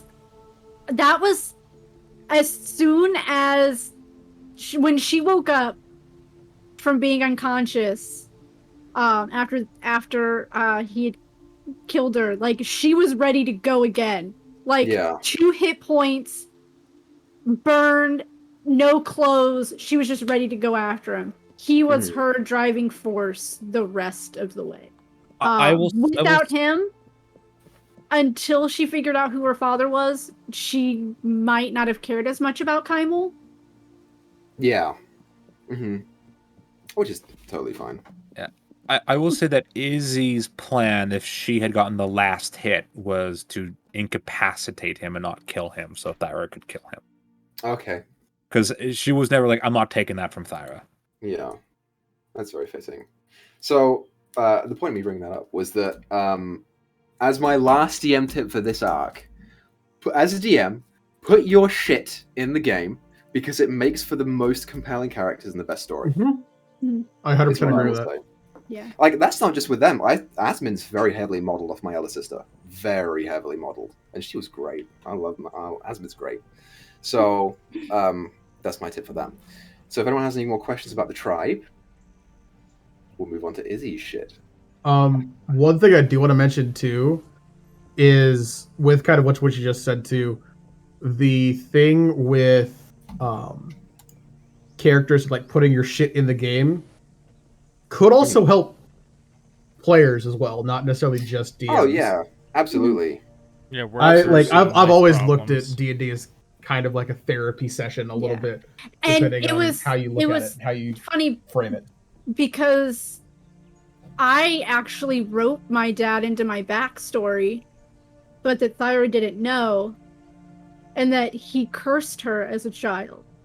I didn't think it would be this way, because I didn't give specifics on that, but I was like, this is really cool. This is... Yeah. It was interesting I was very to lenient find with out. the word curse there. Yeah. Okay, so, after the tribe, I think you guys pretty much immediately... No, you didn't. You went back to the Shadowfell first. We went to the Shadowfell first. You went to the Shadowfell first. To finish Hag Part 2. Yes. So, we'll start with Griz then. Because for you, Griz, at the end of the tribe, you got the soul gem, and then you went to go and find Kev in the Shadowfell. Mm-hmm. This was the first point where you were really making progress on the Kev stuff. Yeah. How did it feel to start making that progress, first of all? And second of all, how worried were you when you saw that was what Kev was like? Oh, like in the Shadowfell, him just kind of like mindless and like spacing out. Dude, Wade was like, no, what's wrong with him, man? Yeah, I definitely some worry sunk in. As far as, how did it feel to finally make some headway on getting Kev back? I mean, it's not really much to say there. It was felt good. I mean, I guess the point I'm trying to make is that it came at the cost of your own death. Hmm. Again, at the hands of the hag. So, I don't know. I guess, like, was it worth it? Yeah, it's definitely worth it to get Kev back, for sure. Wade would do it again. Mm-hmm. If you were presented with an opportunity to get revived other than swearing allegiance to the Raven Queen, would you have taken it? Man, yeah, I think so. He had too much left to do. Interesting. Okay. It's a good question to ask because your Raven Queen stuff, it was never as important narratively to me to tell compared to Alakian's Raven Queen stuff. Mm-hmm. I sort of dropped it after a while. I didn't want to push too far because we had other things going on. But you guys, the three of you, kind of made a trifecta of Raven Queen servants. But it was never our plan to do that. That was kind of an improv thing. Yeah. Is there any god that you would prefer to have sworn allegiance to than her? Okay, Or that you had in mind? I thought it worked out great because I from the beginning, Equa, remember how I was like, I eventually, once Wade figures out how to control his powers, I want to become a divine sorcerer. And obviously, that swearing allegiance to the Raven Queen gave him the ability to have a reason to do that.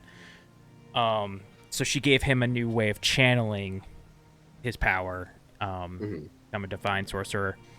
It was not the way that I ever saw that happening, but I thought it was cool. Gave him some new flavor. I always liked that, like calling in the Raven Spear and stuff like that into the fight. As far as gods, Wade's family and most of Keijo, being halflings, were worshippers of, I think her name's Yundala. She's a halfling goddess. So that's the religion that Wade was raised in. Yeah. I think it only got mentioned a few times toward the beginning. But yeah, in the epilogue, I forgot to mention, like, Wade would have, like, built a shrine and stuff to the Raven Queen just as part of his duties to her and stuff. And yeah, he definitely would teach kids and just people to not be as fearful of death, because he had experienced it and he's sort of seen the other side. Right. Seen that the people over there seem okay, you know? Yeah. And on that note, I think it kind of worked out that the two of them became like opposite-y champions too, like him and Hope, because he had the message of not fear death, and then she could have the message of life and, you know, love continues beyond that. So it's nothing to, so they could still work together in, you know, what they believed in. Yeah. Well, on the topic of death, and on the topic of free, Yeah. Unless these go hand in hand. yeah, no stranger to death to you. How how much did you hate me after I killed you the third time? And also, how did Free's deaths change, if any, how you played her for the rest of the campaign? Because she died a lot. So the first time in Keijo, for example, was trying to push her to, you know, live what she had left because it could happen again.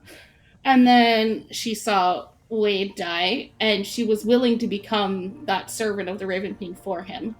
Because again, she didn't want someone else to owe their life to someone they didn't want to owe their life to. And then with the third death, second death, whatever, so she has no regrets, because putting Wade on that broom and sending him forward and saving him was completely worth it. I was like, why don't I remember this death? Because I wasn't there. You weren't there. Oh yeah, that's right. You know what? That was I rolled for it, I think, on who to kill, and it would have been Wade.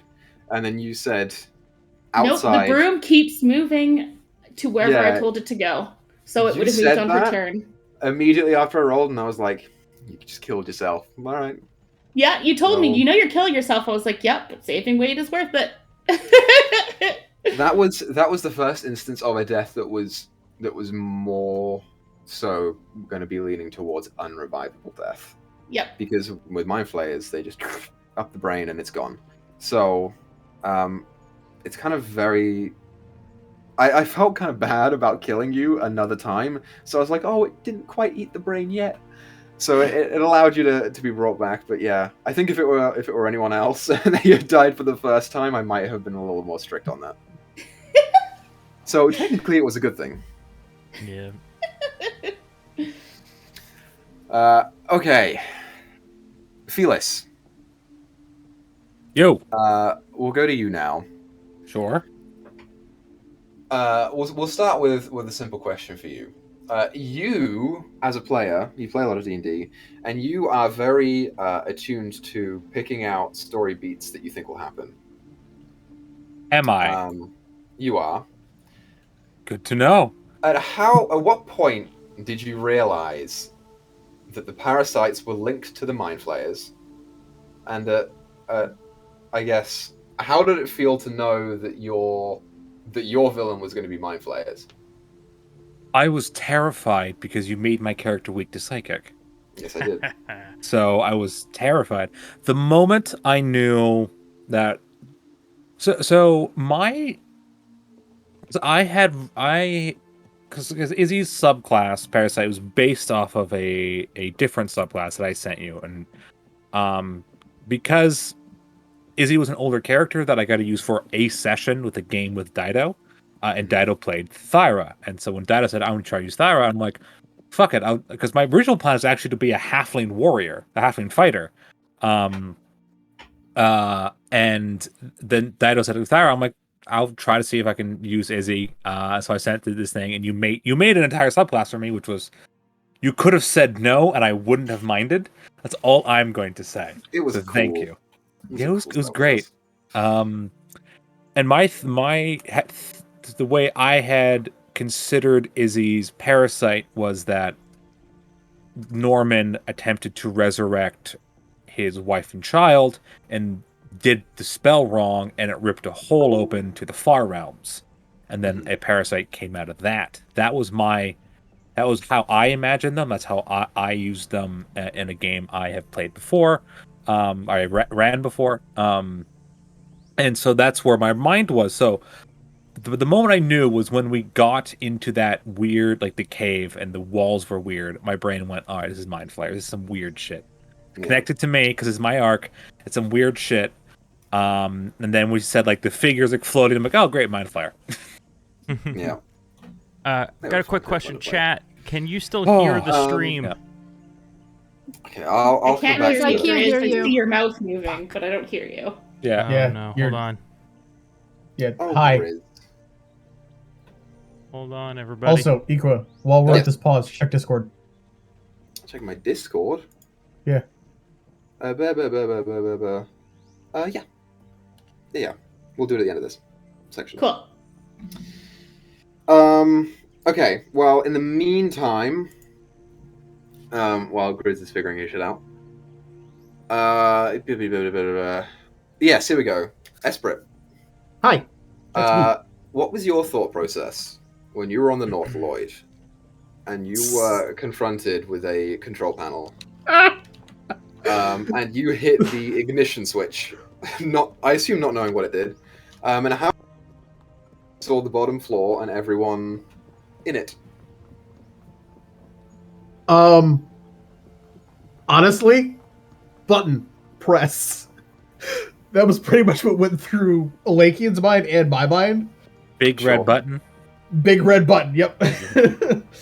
And as far as how it felt seeing like the entire bottom floor just destroyed, felt really shitty, and I think that was kind of Alakian's turning point of think before you act. I think was kind of like the biggest thing, because up until this point it had pretty much just been reflexes and instinct.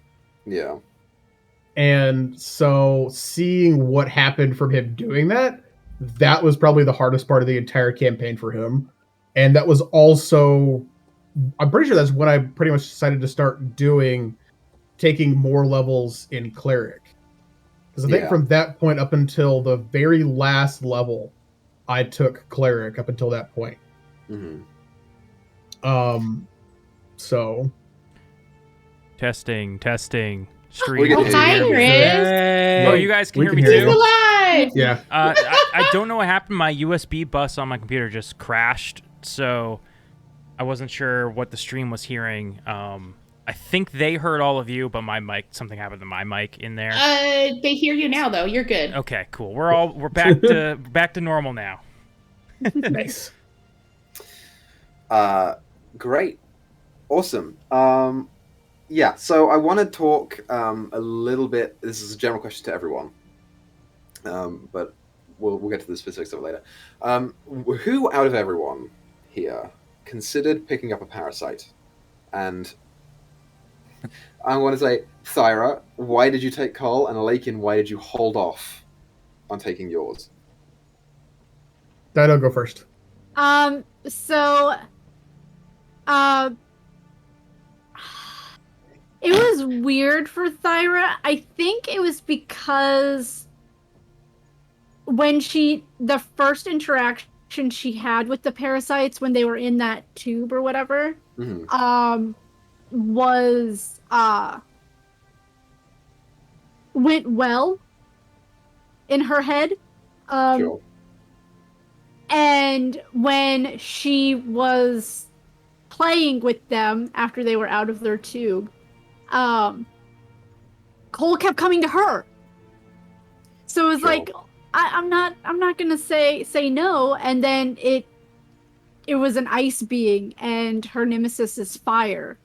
So in her head is like, oh, I can get a pet, a friend, and a potential way to hurt this fire genie. Yeah. Even though I have no way to control it because Thyra's charisma is shit. Yeah. That's thankfully you wound up with the best one, so. And I never changed when we were able to take ability score improvements, I never increased her charisma. Mm-hmm. I kept it in her negatives. That is wild to me, by the way. I love you for it, but it's wild. Yeah. I never increased her charisma. The only reason that I let you have the parasite was because you were a druid. Otherwise, it would have been a warlock requirement specifically. I let you get away with it because druids are kind of shape changey anyway.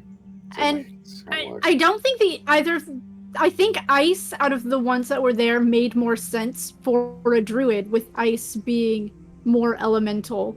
Mm-hmm. Ice or fire, powers. honestly, or lightning, but those were taken already. They were. True. So like, what was it? Necrotic didn't really make sense for a druid. What was the other one? Poison. It was acid. Acid. Yeah. That. Yeah, I ate poison. Yeah, and I almost didn't, but you kept making Cole come to me when I would try to interact with them. Mm-hmm.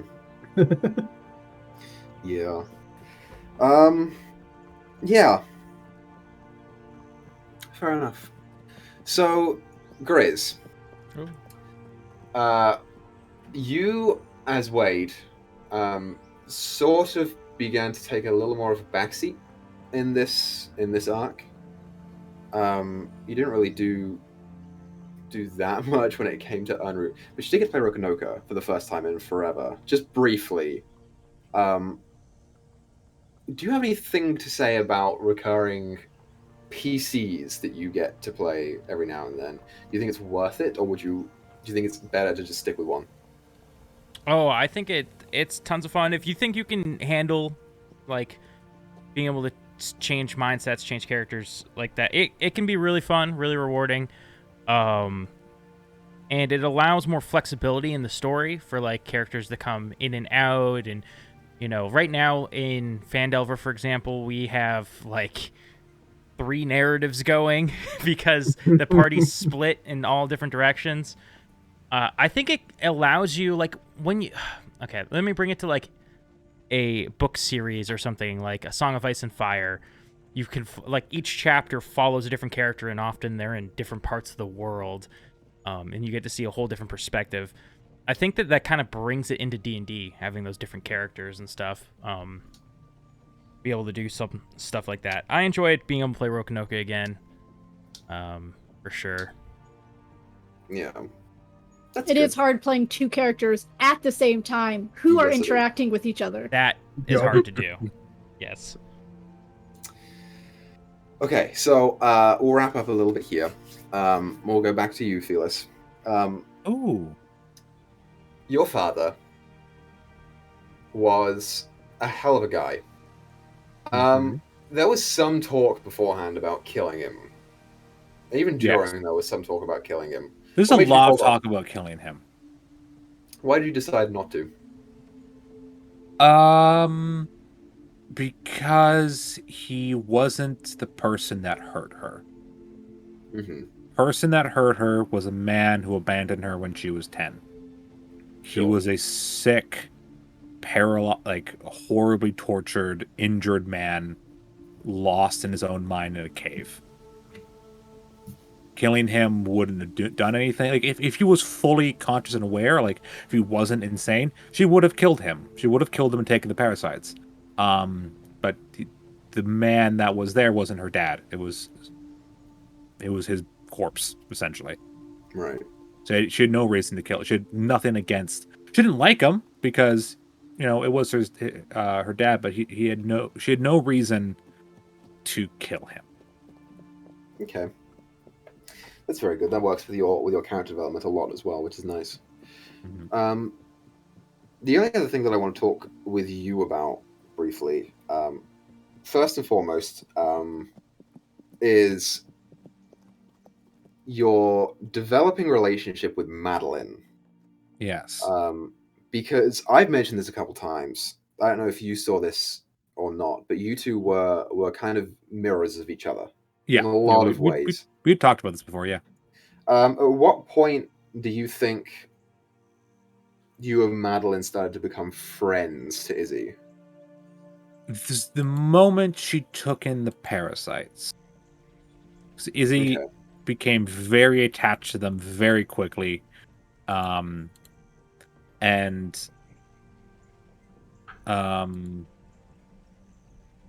she does refer to Madeline as Auntie Madeline. Mm-hmm. Just to piss her off now. But that was the moment that she's like, oh, you're going to take care of my family. That makes you my friend. Yeah. Yeah. Again, I've told you this. She almost killed Madeline once. After Free died, she was angry. Yeah, she did. And lashed out. And if you hadn't said what you had said, well, I forget exactly what it was, but that convinced her not to kill her, but she was about to snap her neck. Yeah. Very good that you had her there, because she was fairly wealthy, being the high archivist.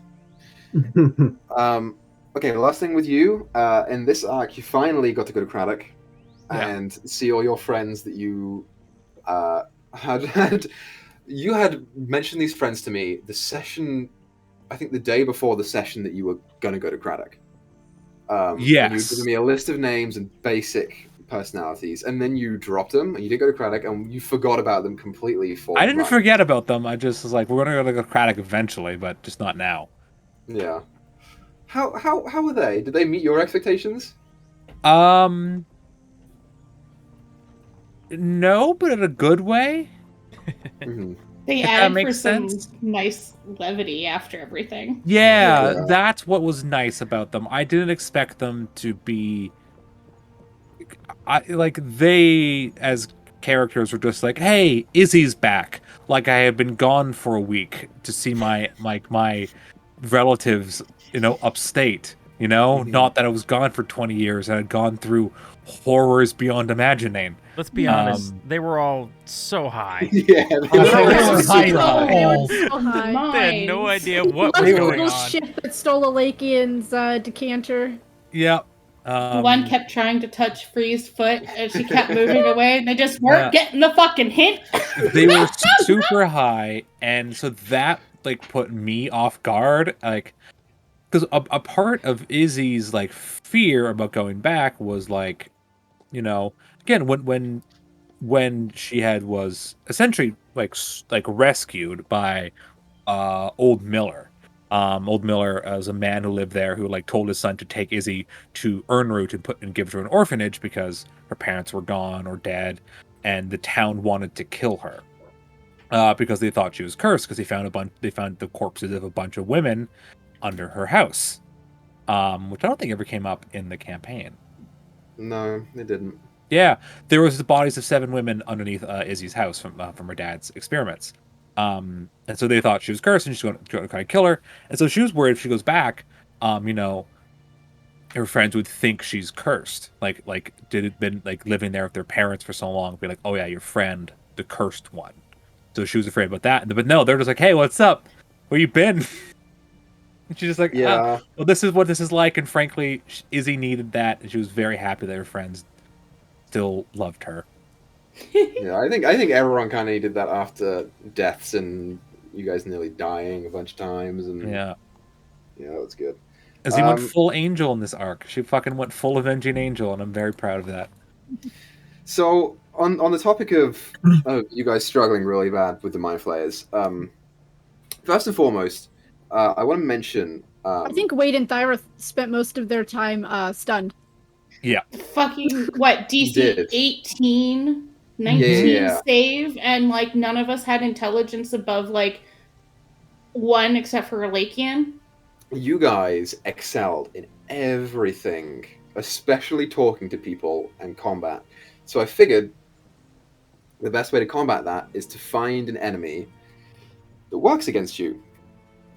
And so you guys had really high charisma but really low intelligence, so I was like, that works. And I want to mention here, on the topic of high charisma, a lot of DMs put overarching themes in their campaigns, and Emoris is full of them. Does anyone know has anyone identified any of the overarching themes that we've had? Don't lie. No, honesty's the best. Quite. Honesty's the best fucking virtue. I don't know. That was more so just like a general thing. I mean, Thyra just never lied because her charisma was shit, so she would never pass a deception check. Every time Izzy lied, it fucked up. So she just stopped lying at some point. She just like, fuck it. I bet Chem knows. What was the theme? I was gonna say, learn to trust people around you. Not everyone's out to get you. Because us learning to trust Duel helped. Us trusting Madeline. Us, trusting Asmund was easy. But, the friendship need there of making, found family is kind of important. Yeah. That kind of links into what the base raw component of it is. And there are a bunch of different themes in. You know it. I told you yesterday. Go ahead, Griz. Go ahead. No, I don't want to guess anymore. You ruined it. There are a bunch of different themes in here. Obviously, we had base ones like elemental themes and stuff like that, which went throughout all the campaign. But the one that I really liked for you guys, who were a high charisma party, was making deals. In every backstory arc, you had to make a deal with someone. When it came to the hag, you made a deal. In Thyra's arc, you made a deal with both the tribe and Brothers of the Lost. In Ernroot, you made deals with the parasites. Devils make deals all the time. I'm not going to dwell on that. I even helped make a deal with the weasels and some miners. You did, right? Which, by the way, they were in the final fight. You just didn't see them, and they were riding the thrites. Oh, that is awesome. So yeah, I wanted to talk briefly about some of the subtle things. The other thing is how the campaign changed, specifically with regards to the overall story. And I want to say, Griz, I hate you. Oh, you're the worst.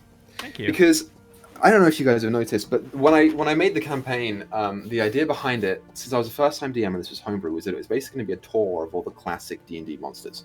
So you started with people, and then you went to a hag, and then you went to Thyra's arc, and Thyra was originally supposed to go up against giants, but I decided to change that to genie, which is still kind of classic. And then you went up against mind flayers, you fought a beholder, etc., etc. Devils, whatever. Now, the reason that I hate you, Griz, is because the main villain was never supposed to be a Titan. The Watchers were never supposed to be Titans. Oh, it's supposed to be a dragon. But because we killed the dragon guy. No, We have the a reason. rule. Well, no, the were-tiger was the one who was going to give us the information about the dragons. The reason he's That's true. He mad did at have me some information about is it. because I made a rule. No dragons as the main enemy, because it's the main enemy of my campaign. Partly, yes. Partly. But also because, here's the thing. You guys failed to take the first orb in Urnroot, which allowed it to be changed. And then after that, we started playing Phandelver. And when we played Phandelver, I took Jeb and I said, the fire just talks to him. I don't know what the fire is. And he went, cool, I'll think about it. And Griz took a while to decide what the fire was going to be. There's a lot of improv there about what it was going to be. And then I found out that it was a dragon, and I was like, oh, cool, that's cool. And then he pulled me aside and said, if the main villain of Emoris is a dragon, change it. Because we've got Doip on the way, and the main villain of that is a dragon, and you've got a red dragon here. And I went, fuck. What the fuck am I going to do? So it had to be changed to something that I thought was still imposing and was still kind of classic. And I want you to know, Griz, you kind of fucked me up a little bit there. Just a smidge. I mean, luckily, Equa, you had Princes of the Apocalypse, which is a full elemental evil campaign, which revolves around. Yeah, and I never even knew what it was about until about like 2 weeks before the final fight, and I was like, oh shit, there's like actual elementals there. To be fair, Prince of the Apocalypse is also a hot mess. Yes. But it provides some pretty good high-level elementals that can be played with. I just wanted to point that out because the reason that you guys didn't fight dragons was because of Griz. Just wanted to say that. You're welcome, everybody. There would have been more Griz when I meet him in real life. There would have been more death. You're all welcome. I was going to say, on that note, I how assume more that's why it was a gleamstone dragon for her crown. Mm-hmm. And then the water watcher was gator yet dragon-like. I kind of assumed that's why they were. They all basically had the ability to take on draconic features. Basically, was how I rescaled it. And if I would go back and do it, I would just completely remove that and just keep them solely as Titans. But I had already put in a bunch of work and I had hinted at dragons throughout the campaign, so I was like, I can't really change it. So it kind of went half and half. What dragon was Grantham then? He would have been a homebrewed version of essentially an earthen dragon. Cool. Before the Dragon Treasury came out. Yeah. Yeah. Honestly. Fucking you up, bud. Fucking you up a little bit.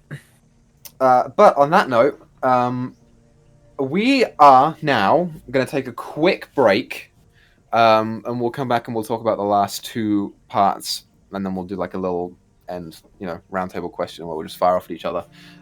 So we'll be back here in like 10 minutes to finish this up. So go get snacks, CP and whatever, and we'll be back here soon. Welcome back, everyone. So we've got two story sections left, and then we're going to throw it out to you guys in case you want to say anything else afterwards. And we will start with dealing with the cakery. But before the cakery was the Feywild.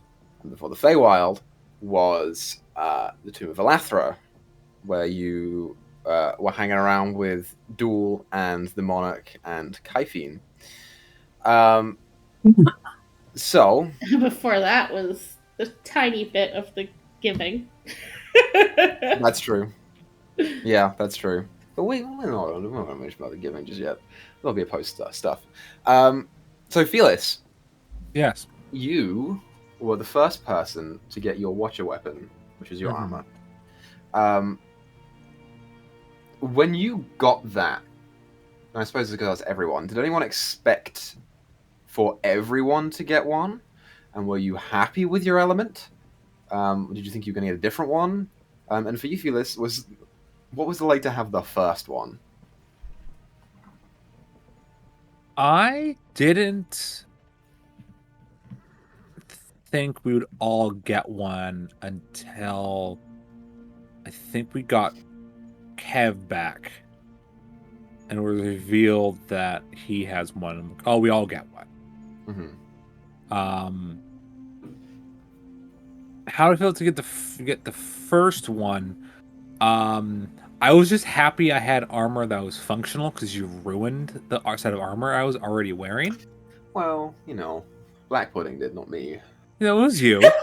Also, you did the black puddings wrong, and I'm mad about it. When they separate in half, you just divide their health by half. They don't reset. No, they did have. I'm pretty sure they did have half health, Nope. except for the one which I didn't bother changing at all, and it was really low. So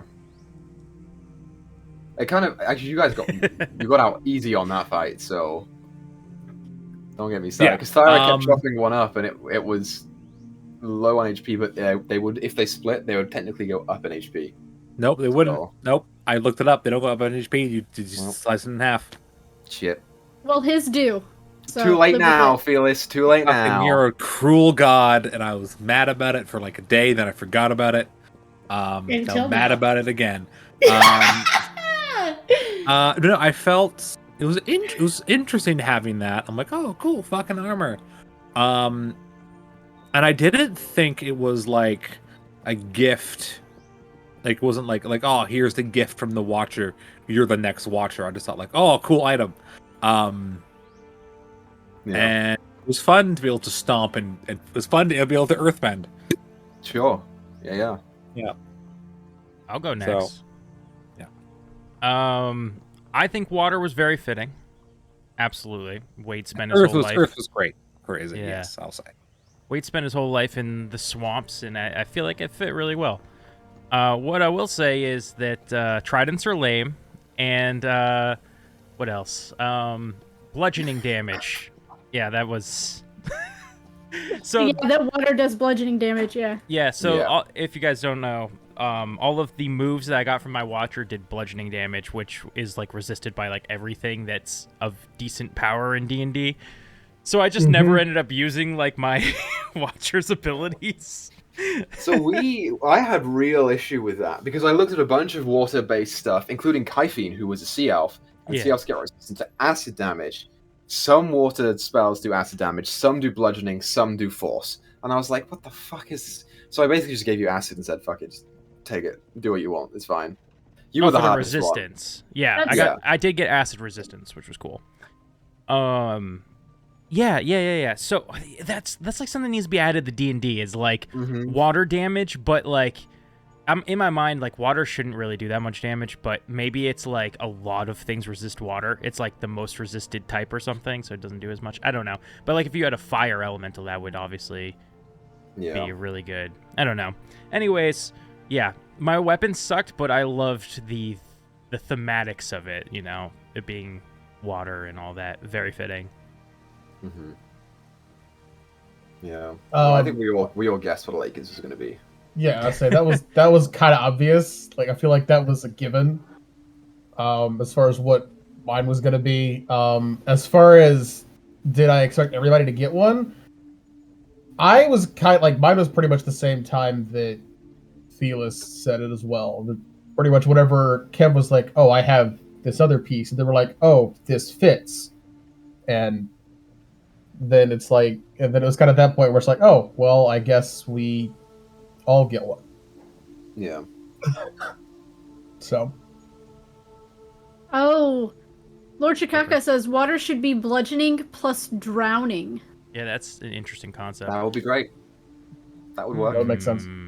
I think it would depend on the spell, because if it's hitting you, I could see bludgeoning or force. If it's encircling you, it's taking con saves. That's the force thing is kind of what I mentioned. Idea. I think the force thing is kind of what I mentioned in the fight.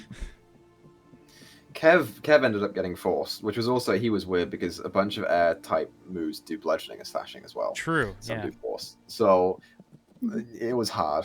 It was hard for me to figure out. Thankfully, you got it at the very end, so you're fine. D&D, get add some more elemental damage. Figure it out, man. Shit together, Wizards of the Coast. We love your game. Or do like half and half cold and something else. Yeah. Like bludgeoning in, you get a little cold. Just turn it into Avatar: The Last Airbender. It'd be fine. Yeah. I like the thematics of lightning, but I have 2 beefs with my weapon. I'm the only one who didn't get a homebrew weapon. And I couldn't use half of the abilities because it would have damaged the whole party all the time. Yeah. So about that.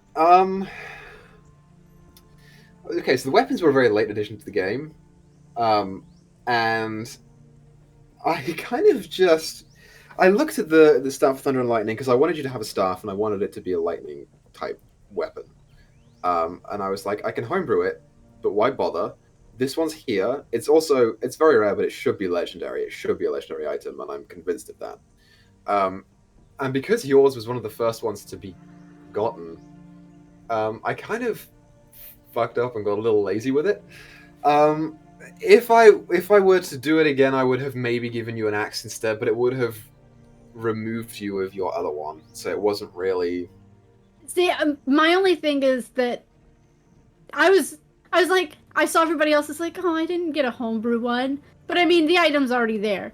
My thing is that I couldn't use 2 of the abilities because it would have hit everybody in a 60-foot range. Yeah. So I couldn't. So it was like, and you kept saying, use the abilities, like whatever the saying was that was on it. Let your enemies hear you coming. I can't use that ability because it'll hurt my party. Yeah. So that kind of brings me to what my gripe with mine was too.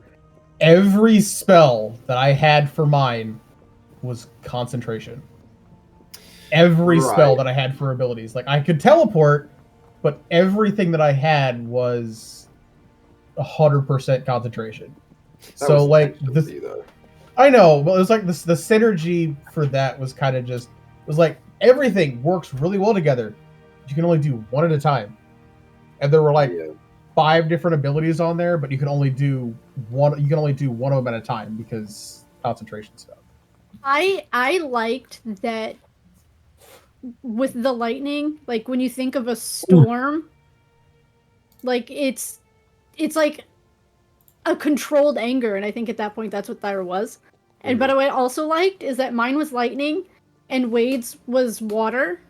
And when you put lightning and water together, it's a very lethal combination because water is a conductor. Yeah. We just didn't get a chance to use that. Yeah, the weapons were a very late addition. It's technically on me to that because I wanted to ingratiate you all a little bit into a higher sense of duty. That you would be the only ones who could do this. That you were going to be the ones that would end it all. So, you know. Yeah. What about you, Chem? My armor is cool. I got resistance to everything. I mean, I literally had in her backstory that her dad called her his light after the storm, and that's why she got her name Hope. So light was kind of, obvious choice for her, and compared to the others, it just made the most sense. The only other person I could see maybe would be Wade, but again, the water again was still more suiting. There was a little thought about you. My plan was always to make the two Titans fall and to give them weapons when they fell. And there was some debate on whether I should give Wade the light one and you the fire one. But I figured it would make a little more sense for you to be light, and also it would give you something to use in the final fight. So, yeah, I thought about it. I definitely did. I mean, fire is also suiting in its own way. Yeah. It can represent so many things, rebirth and renewal, the destructive power, but also, things better can come better with it as well. So, and I mean, I was happy with the crown. I could have used it better in the final fight there, but, you're not exactly focused on, like, when you don't know what's coming up. Yeah. I feel that. Yeah. Well, I didn't expect. No, when we get to that part, I'll bring it up again. Okay. There was something I didn't expect when we get there. So after you guys did the stuff with Duel, you went to the Feywild. Griz. Yes. You met your parent. I did. Your one parent. One of many. One of 5. How do I phrase this? When we were leading up to the Feywild, you were convinced it was Hannon. Yeah. What was it like to figure out that it was not this, big, powerful, strong, stoic warrior, and was instead a slightly more timid, secluded version? So I count Hannon as one of my moms, so I don't know what you're talking about. But she's just not the birth mom. Yeah. One of my 3 moms. Anyways, so she was much different than I expected. In that episode, I'm pretty sure I teared up in that episode meeting her, but it was always weird because I kind of always got this vibe that she wasn't that into meeting me, and it was very off-putting. She wasn't very into meeting you because she was ashamed of everything that she had done. You're the reminder of her cheating on the wife that she's still very much with. Oh, I didn't realize I forgot that they were together at the time. They were together at the time. Yep. And also the shame of giving up her child. Yep.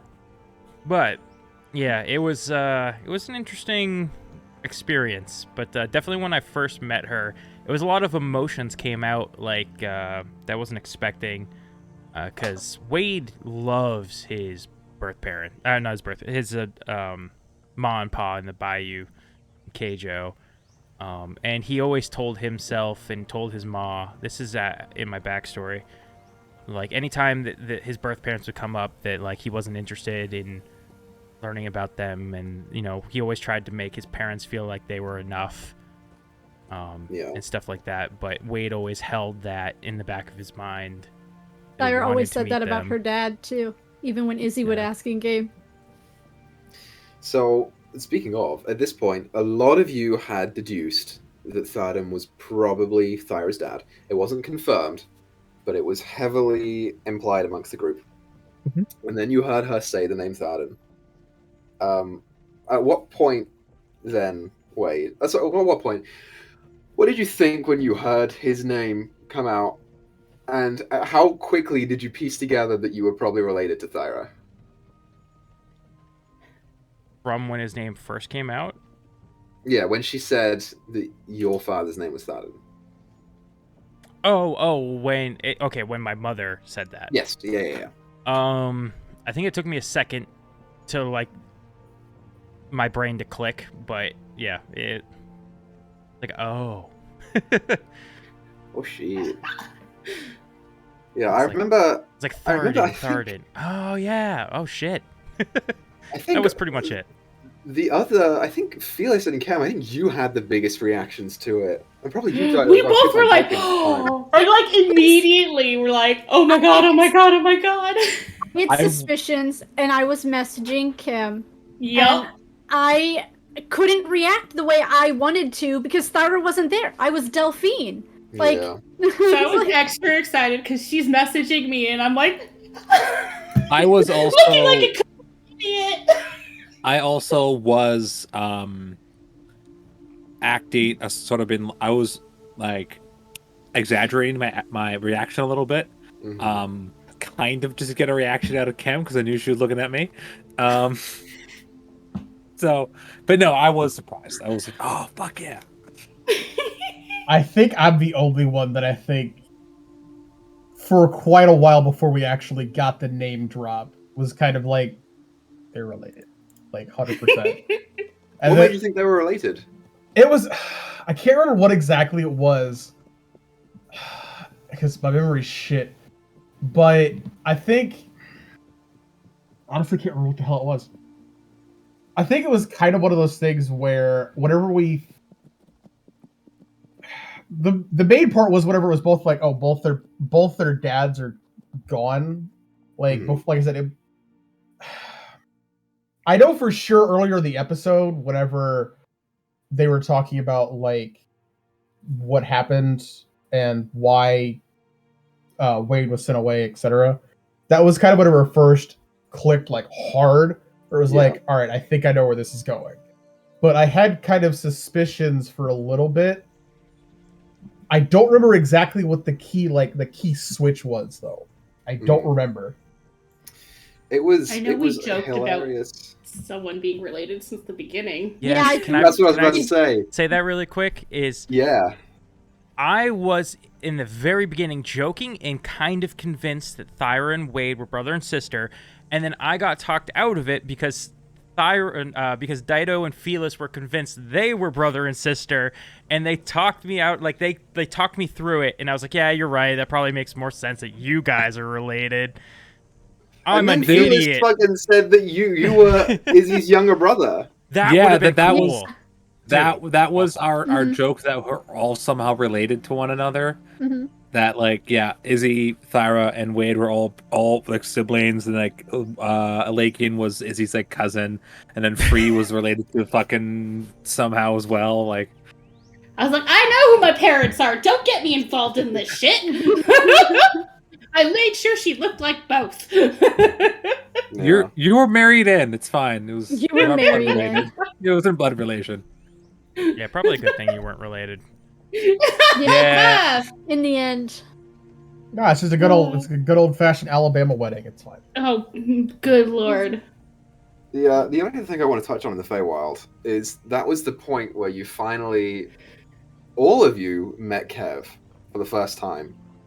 And I want to ask you if it was difficult to roleplay meeting Kev for the first time when you had been hearing me talk as Kev through Wade's mind for like 50 sessions. 100%. Technically, Hope met him once before. You did meet him once. You did, yeah. At this point, Thyra hadn't met him. So. So the main thing for me was like, because you can see too, like Alakian had, I think, like almost zero reaction first meeting Kev. I don't think he did like really anything.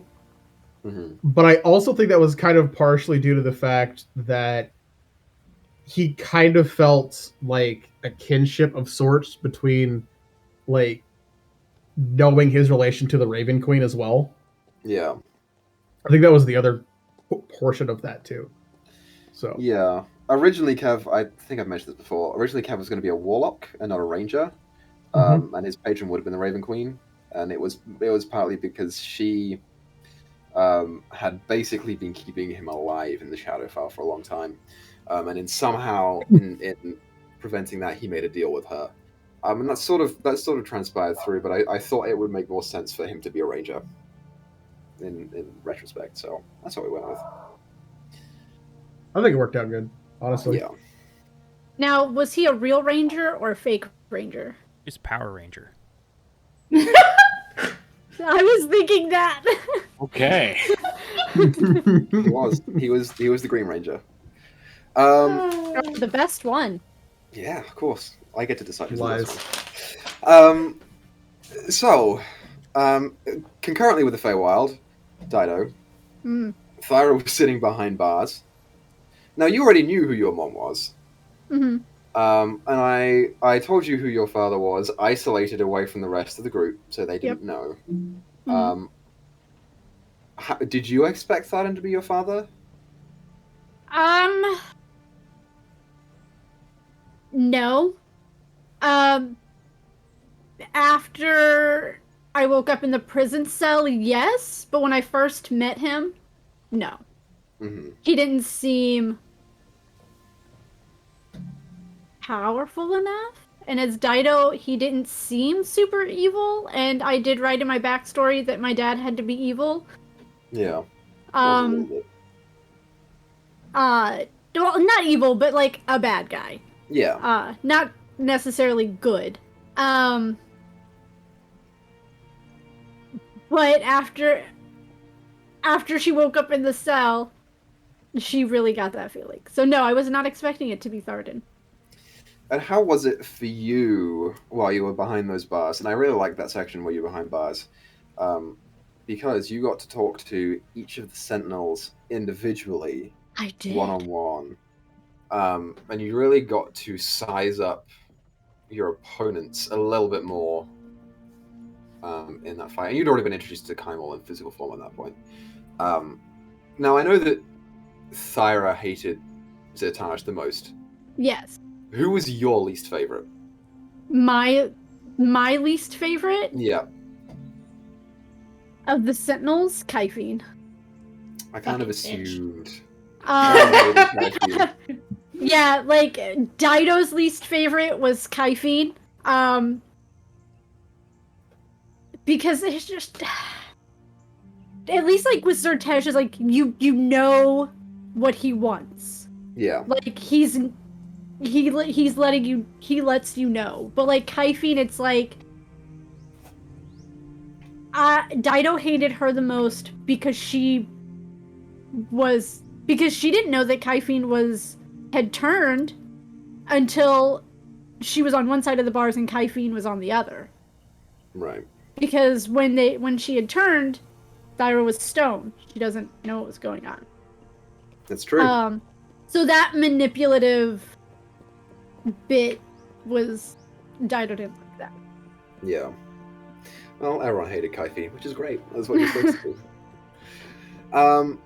Okay, we're going to tie this one up a little bit into the three of you. So, but this is mainly tied towards Esprit. I want to talk about Tiamat. And that first interaction with her, and I want the three of you to talk to me a little bit about that. And then afterwards, specifically with you, how was it to have her? She was very much a background character. Have her sort of like linger there and come back up for the first time in like 20 sessions. I mean, boy. the initial interaction, before break, as soon as you started describing it, I'm like, oh shit, we are so fucked. Yeah. And then we went to break. I'm like, oh my god, I get to dwell on this for the next 20 minutes. I had no idea what was going on because I'd never read anything up about Tiamat. I was like, fucked. it's not. I was like, all right, we're in some place. It's fucking like, I was like, it's not Tiamat. He didn't fucking give us Tiamat. See, like, my thing is, like, I don't know a lot about D&D lore, but I knew the name Tiamat and I kind of knew characteristics. And Yeah. the way you were I didn't- describing it was kind of like, well, all right, well, we're fucked. As far as the continual playing out of different sequences, I thought that was really cool. It's like especially with later on, whenever we went to actually get Freeze Hope's gift, and basically got charmed more or less into actually trying to take one of the things that she wanted out of there. That at that point was like, well, fuck. I kind of wish I would have done this sooner as far as trying to get the Raven Queen to kind of help out of this deal. Because that was my plan from the get-go. Was like, all right, make a deal and then as soon as possible get out of it. Because I knew that it was not a good idea to, especially with Tiamat and what she wanted us to do, would not be a good idea in the slightest. So it was kind of like, all right, I should have done this sooner. Now I'm fucked. That's pretty much what it boiled down to. I wanted to change our name to the siblings in the Tiamat 3. Yeah. Oh. Great. I loved that Tiamat encounter. And I want you to know, I knew very little about Tiamat before that break as well. Uh-huh. I just knew that she was imprisoned by Zerial somewhere in the Nine Hells. Mm-hmm. And she couldn't get out, right? I think that's a Vernus law, which shouldn't technically transfer over to Emoris, but it did. So I was like, I don't know anywhere in the Nine Hells, but that's cool. So I just shoved you in there and basically expected the best. It's another example of a deal that you had to do. She was really fun to play, and I think one of the reasons that I love having Chem on this campaign is because your reactions to scary shit is like my favorite thing. With the Banshee, you were terrified. You didn't like Tiamat at all. So it's my favorite thing to spook you, like, in the world. So that was like, any chance I get, I'm happy to do that. Yeah, I'm a very reactive person. I So- remember. Yeah. I remember just after that, Free or Hope was mad at Izzy for being so willing to take a deal. And Izzy never really explained why she was so willing, is because she didn't want Free to have to make one. Izzy at that point was like, yeah, my soul's already damned. It can't get more damned. Fuck it, I'll make a deal with the devil. And so she attempted. So Izzy was trying to make a deal that would get all three of them out there that only affect her. Yeah. It didn't end up happening. But that was her hope. Her hope. That's why she was offering, like, I'll do this, I'll do that. She kept offering Tiamat things to be like, ignore them. You're talking to me. Is this enough? And it wasn't. Yeah. She was, oh man, she was so upset. She was ready to stay, but at the same time, she knew Thyra and Wade were somewhere else and they might need her, so she had to get to them. Yeah. So she made the deal, and I mean, she was pissed, but it worked out for her later. She never actually got affected by Tiamat, so. Yeah. But yeah, I think scary voices, Equa. that probably saw the other two as a little more. What's the word I'm looking for? Influenceable. You know what I mean? Like, you were kind of very set in your ways and your ethics, and these two were a little more fluid. So. Yeah. I mean, she had the full intention of finding a way to break that deal, and I mean, Tiamat, god of betrayal, should expect it. Yeah. Well, on the topic of devils and demons and other things, let's go to you, Chem. Yay. At this point in time, both Wade and Thyra, and a little bit of Isabel as well, have taken on the leadership role in the group to take on their respective backstories, with relative success. It's your turn. You're going into the cakery. How do you find it? I mean, she was very intent in being, we save who we can and only deal with them. And then go into it and it's nothing as she expects is going to happen. Mm-hmm. So it's like, okay, we're playing a game. If we can avoid hurting other people, that's good. But at the same time, I don't want to fucking play his game. And then she goes and plays the first game and she gets the blood. Yeah, that was rotten luck. And after that, she was just like, I don't know what to do. It was just a complete mindfuck for her. Yeah. You guys actually started off on a really solid thing. So in each of those puzzles, there was a way around it that I knew of, and then there were at least a couple more that I expected you guys to come up with along the way. And for the first, like, two, you just didn't listen at all. And then for the next two, you got really, really abiding by it, and I was like, what the fuck is happening here? I don't understand. You broke us. I think she couldn't say yes to playing his game, but then he was going to kill people, and Wade, she couldn't think in that situation of what else to do. Wade went into that like, I'm not cooperating. I am gonna just dispel every door and kick my way through. But the group, and I think I was mostly looking back to Hope, and Hope. I didn't want to upset Hope by doing anything, but also the rest of the party was kind of telling me, hold on to your spells.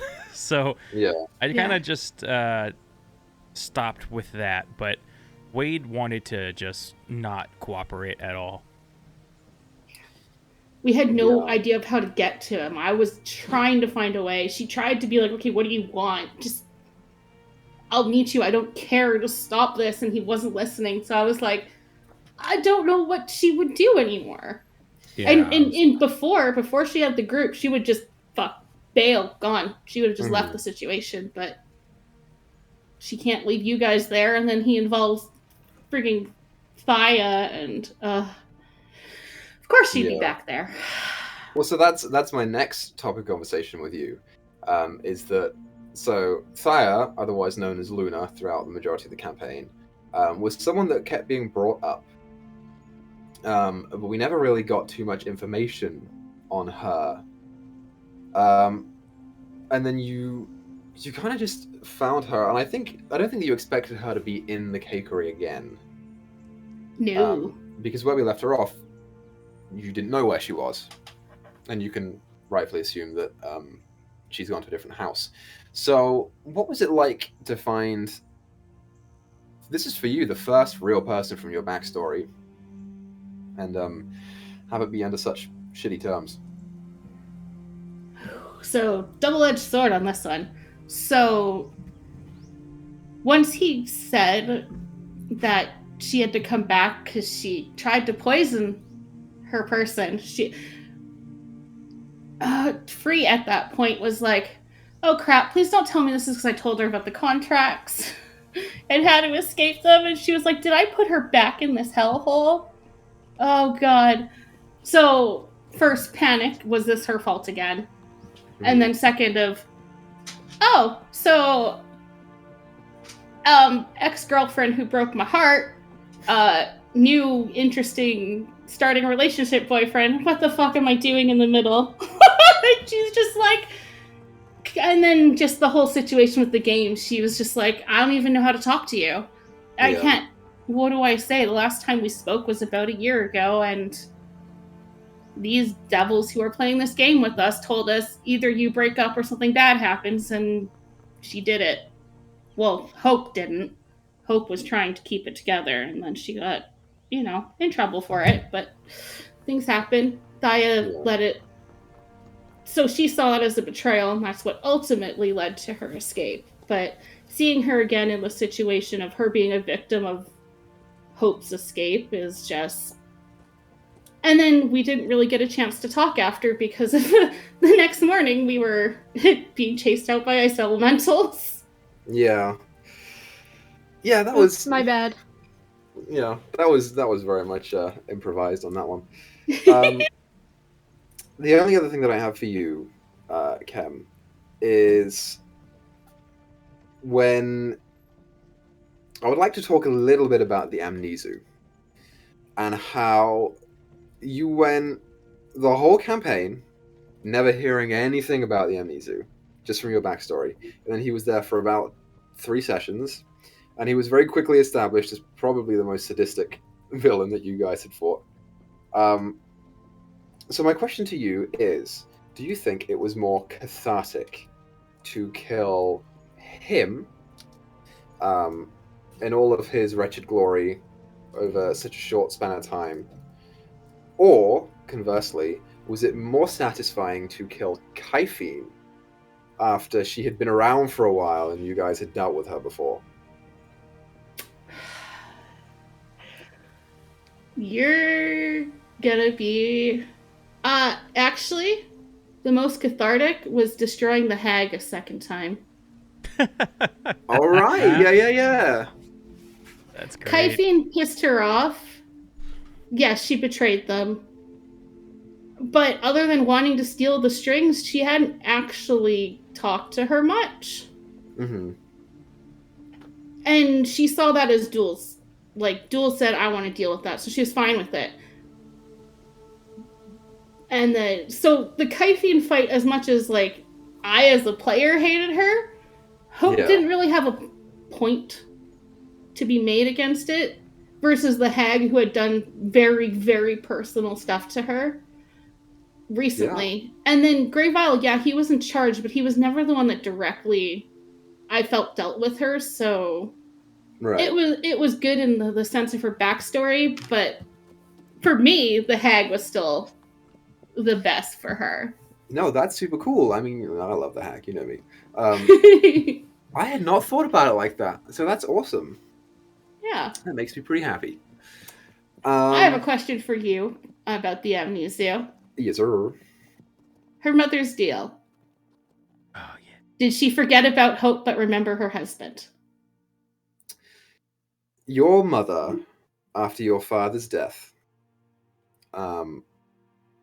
sold you for free because she could not bear to stand the sight of you, and then sort of spent a lot of time afterwards enjoying life. And she very quickly realized that she was a shitty person, like a really bad person for doing that. Didn't want to confront her problems at all. So she basically said, okay, well, I'm free to do whatever I want as long as I don't listen to whatever's troubling me inside. So I'm just going to throw myself into business. And she did. She still mourned your father and kind of kept up with his grave and paid attention to it and made sure that it was okay. And initially, if you remember, at the end of Ernroot, Vaya mentioned to you that your mother was going to talk to you soon. And the plan was for her to do that. I was going to get a servant or a message somehow across to you to say, I know you're out there, come back and we'll talk. And I was going to use that as an excuse for you to get some closure. And in the end, she died because of the ice elementals that were surrounding Uemura.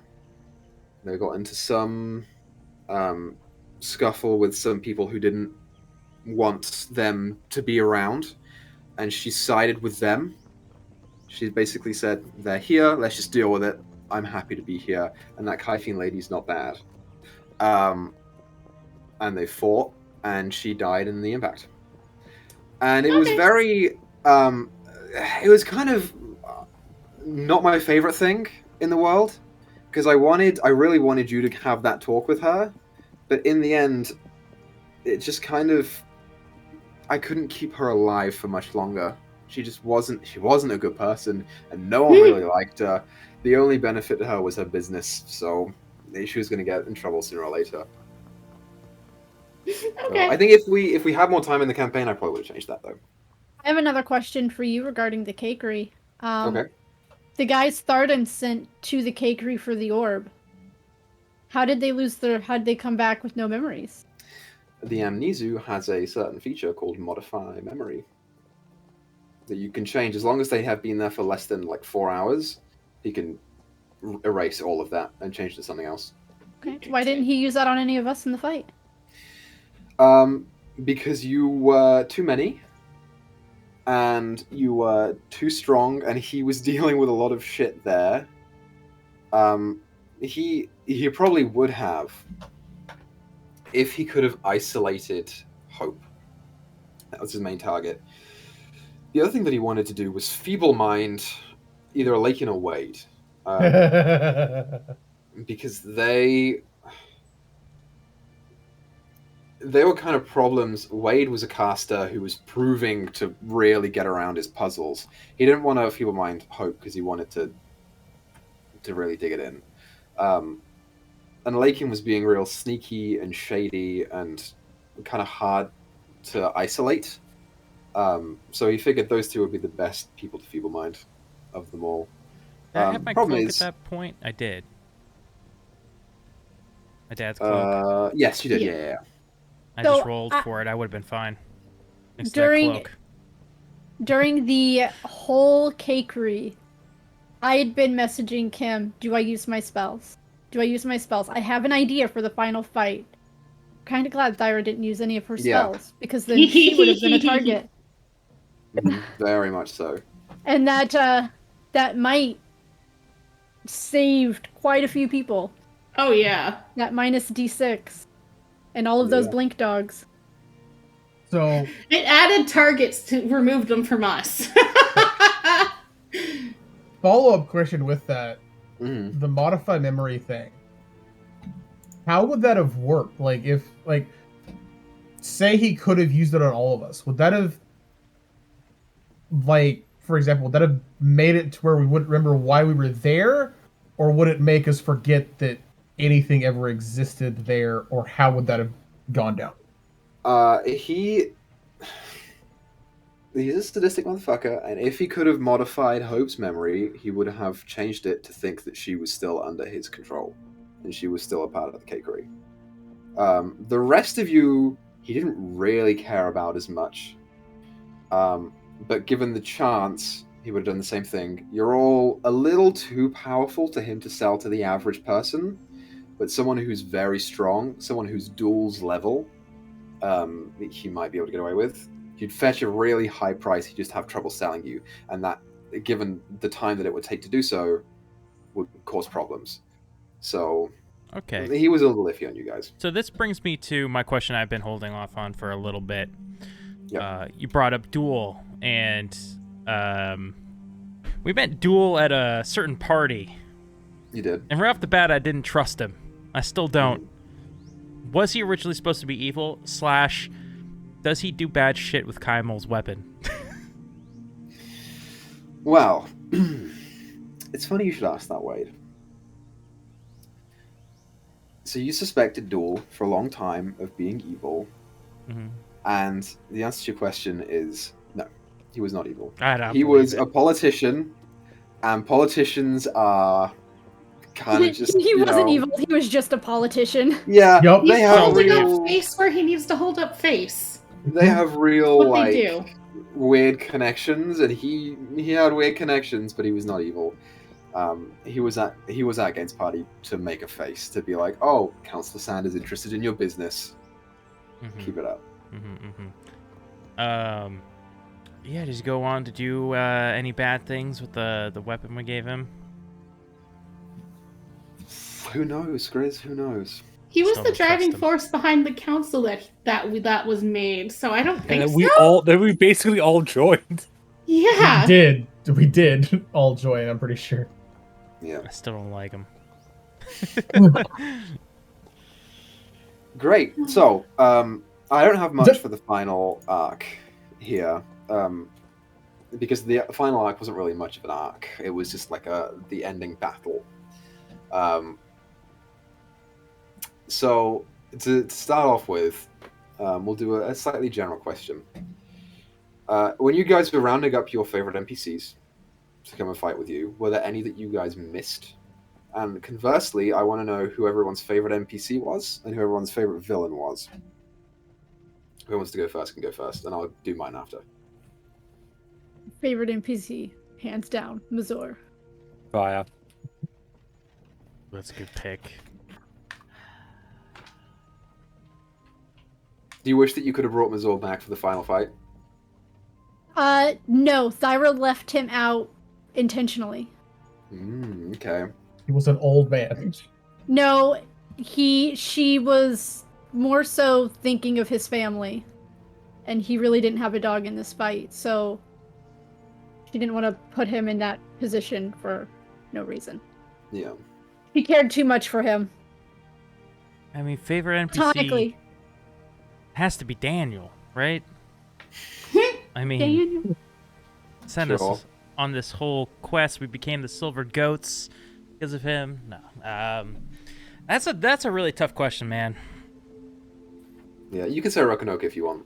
I'll allow it. Rokunoka was not. No, Rokunoka wasn't my favorite NPC.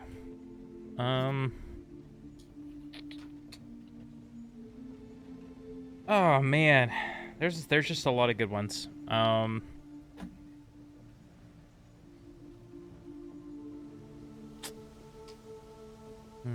Come back to me. Gotta We'll get keep back thinking. to this. Esprit? Favorite NPC. Honestly, with even just a little bit of interactions we had with her, I'd have to say Haresh. Okay. Just the main reason being because there are a couple reasons. The main one being just because she seemed to be the most open to receiving most ideas, at least compared to the other NPCs that we were like, especially getting help from. Yeah. And then the other reason being kind of a selfish reason, but she was also kind of the first NPC that took somewhat of a liking to Elakian. Sure. So there's that. As far as favorite villain,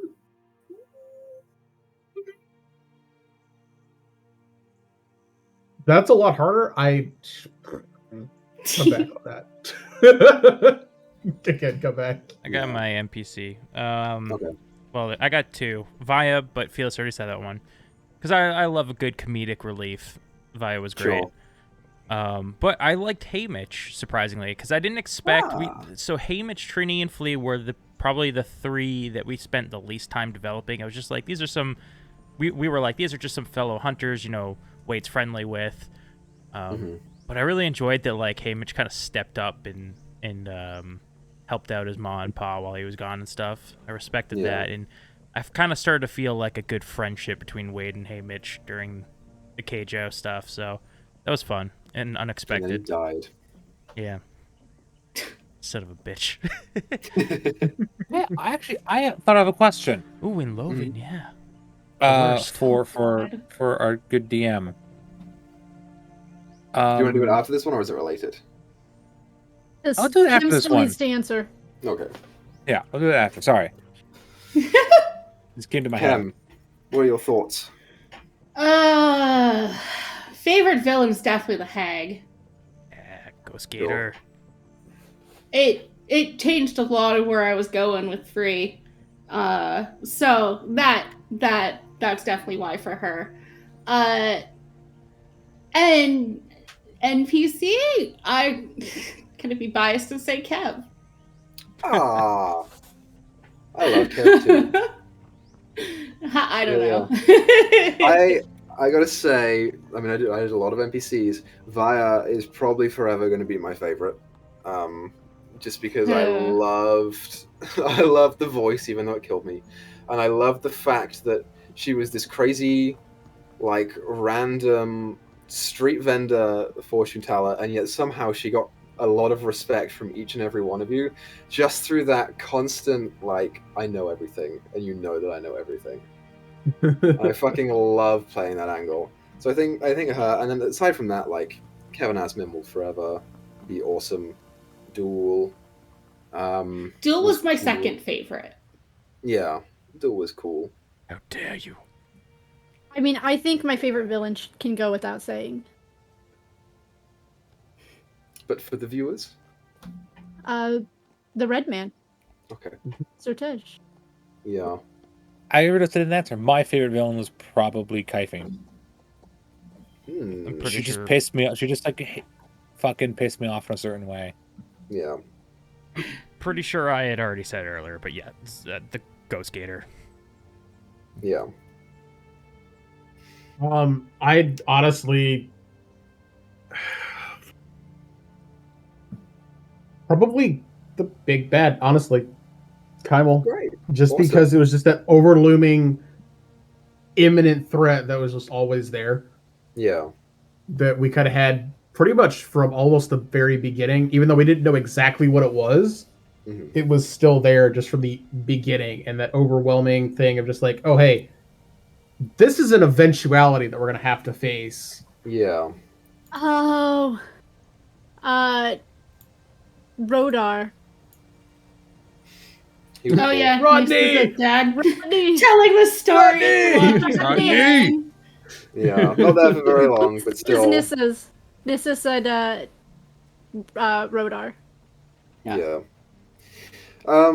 Great. So there's not really much for me to say about the final battle. I mean, I pretty much got most of it out in the epilogue anyway. So I'm gonna take a back seat now and throw it out to you guys.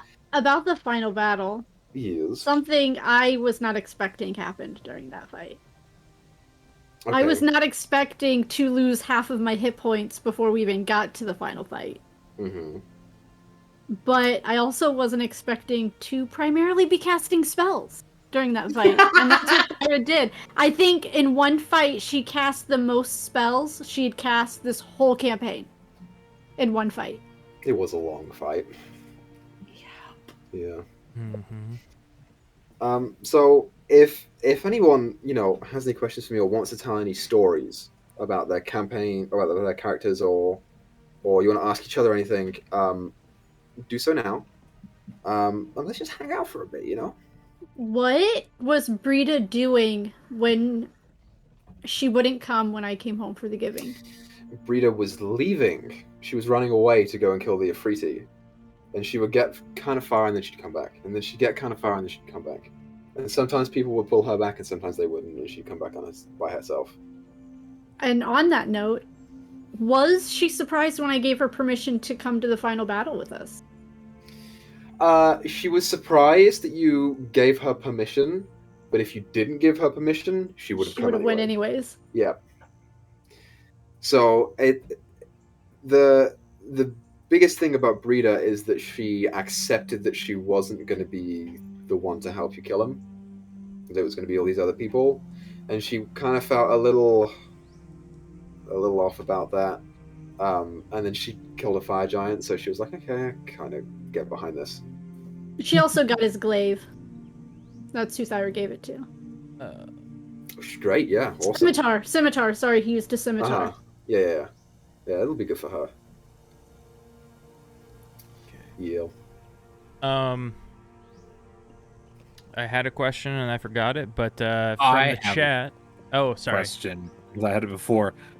Heath, would he have died during the festival if I hadn't eaten him? No. Heath was too good of a gator hunter and had too good equipment to die. And so would Flea have survived? Flea? No. What was Trini? Nope, wouldn't it have been his partner, Beth? Yeah, his partner. Then? I couldn't remember his That would have partner's been name. safe, maybe? His partner Sure. survived as well.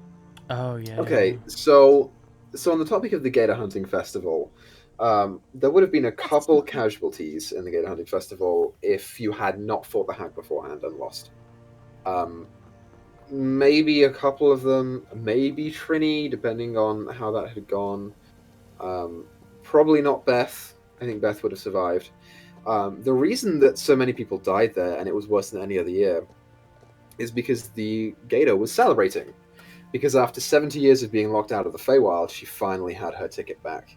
And she was going out there and saying, I can do what I want, no one's here to stop me, I have it finally. So she went out and went on a rampage, and she realized that she could hurt a lot more people than she thought. So I have a question for you that I just remembered after you mentioned 70 years. So, with Hannon. Yes. Was the gate locked 70 years ago, or did she lock it after she dropped weight off? She initially locked it 70 years ago, and then it opened for a second, and then closed when she dropped weight off. And then, was that slightly vindictive to put him there? After she found out it was her wife's lover's child? Obviously, no, it wasn't actually Hannon that put him away. It was Delphine's parents. As a favor to Hannon. It was the favor to Hannon. Okay. She took him, or they took him, and they ran to the pool room and they said, which one is the best one? This one's closed. We'll shove him in there and we'll forget about him.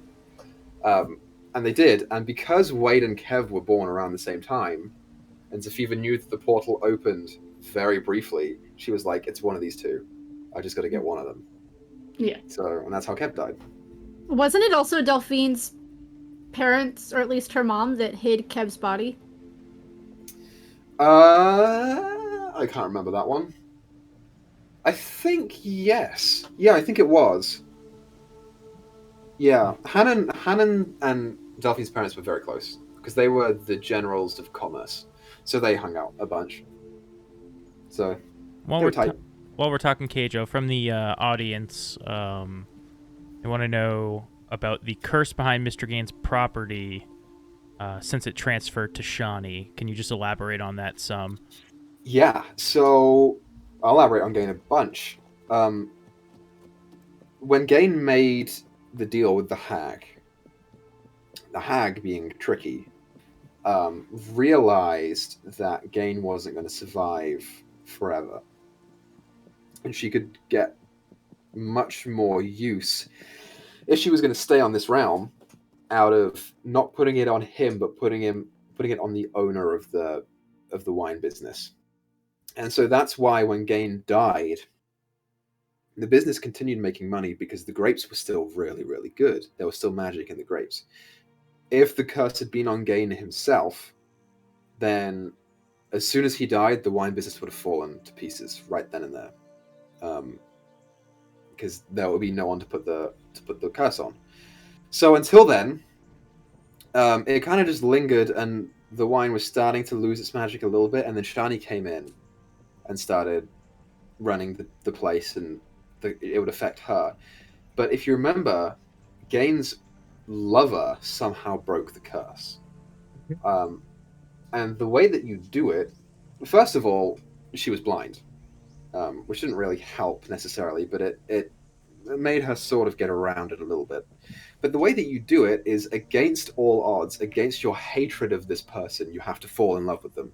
And there's still an ability to do that, you just have to get through the barriers. That's why when Shani took over the wine business, Thyra felt the effect less than the rest of you.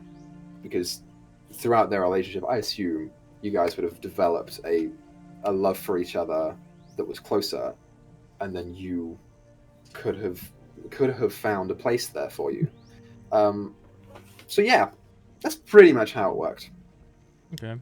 So if the hag hadn't killed assuming that the hag killed her, Gaines's fiance, the curse could have been broken?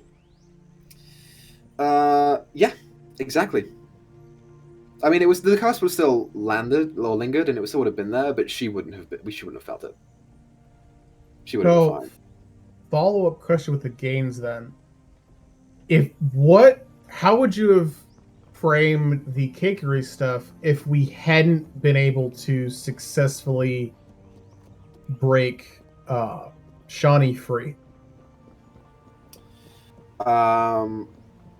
If you hadn't been able to do it, he would have either tripled the guard or fled, which he did, and spent some time in the Aecran coast at his other vineyard, which is run by his partner, and then potentially eventually returned.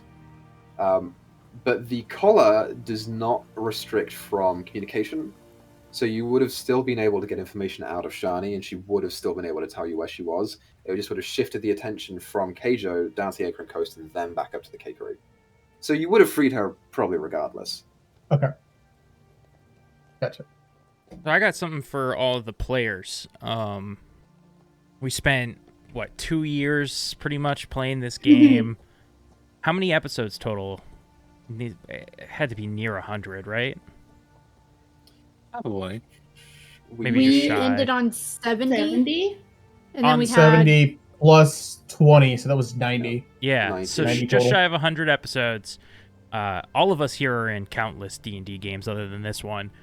So what are some of your tips as a player for people who maybe are making their first character or their 10th? Like, what can you... What knowledge could you bestow upon the people watching, players watching? Unless you plan on making characters connected, don't find out what your party members are. Make what you want to make. Don't make something based on what somebody else is making. I agree with that. In terms of class and race? Or Yeah, so I know like a lot of people when they're getting a new group, especially if they don't really know the people, they think that every party needs to have a balance. Mm-hmm. So it's like, oh, you're playing a rogue, you're playing a bard, you're playing a sorcerer, you're playing a warlock. Well, there's no tank. I'll play a barbarian. Or I'll play a paladin. If you don't want to play a barbarian or a paladin, don't. If you don't want a tank and you don't have one, don't, because you'll figure out a way to make it work. Okay. That's probably like the best advice. Play what you want to play, not to fill a role. Gotcha. As soon as it becomes a job and not for fun, your character isn't as enjoyable. Yeah. Also, don't become so hard stuck on what you envisioned the character's endpoint to be. Roll with whatever the RP is. Because I mean, that's like Equa can attest to like how I envisioned Alakian initially too, which was more or less the troublemaker that was still a loner the entire campaign, and basically it was just like he was there as a way of getting money, basically, is the easiest way to put it. But in the end, obviously, he found a group of friends and found a connection to a higher power in the Raven Queen, and that completely changed how that entire setup was working. Thyra was originally supposed to be mostly barbarian. But RP and story arcs changed her trajectory. Same with Izzy. She was going to take 1 level in fighter to get like armor. And then she took 6 levels in paladin. Felis, you got any advice? Yeah, fucking don't take it. Be prepared to not take it seriously. Yep. You know, you're not always gonna get, to kill, your big bad, like your character's evil. You're not gonna get that Thyra moment where you kill the red man all the time. Also, your super fucking cool fighter who's like a knight is gonna fucking faceplant. Yeah. Yeah. Yep. Gonna roll a natural 1 and he's gonna fall off that cliff, man. Like, you're gonna have a barbarian frontliner who can't hit a goddamn thing. you have a barbarian Yep. front that can't hit anything. You're going to be a weird, not tank built to tank character like Izzy was. Like it's gonna fuck up and fucking roll with it. Sometimes learn to fail. And it's fun when you fail spectacularly in some great way. So what Felis just said was going to be part of my advice. Don't be afraid to fail, because that creates the best potential for roleplay, in my opinion. Yes. It's more interesting to fail in D&D than it is to succeed. So Unless don't be you afraid. succeed in something you're bad at. Yeah, then that's awesome. Like when Wade would succeed in an intelligence check. I don't think that ever happened. It happened in did. the Elder Brain fight, It where did. everyone did. got Oh, stunned and you were left. Yeah. Yeah, You almost You're you're killed the it. only one that saved. Woo! Anyways, so me and Feels pretty much had the same advice. My other one is keep in mind that D&D is often a cooperative storytelling game. So just help out your fellow players, and maybe even if you have to talk out a game,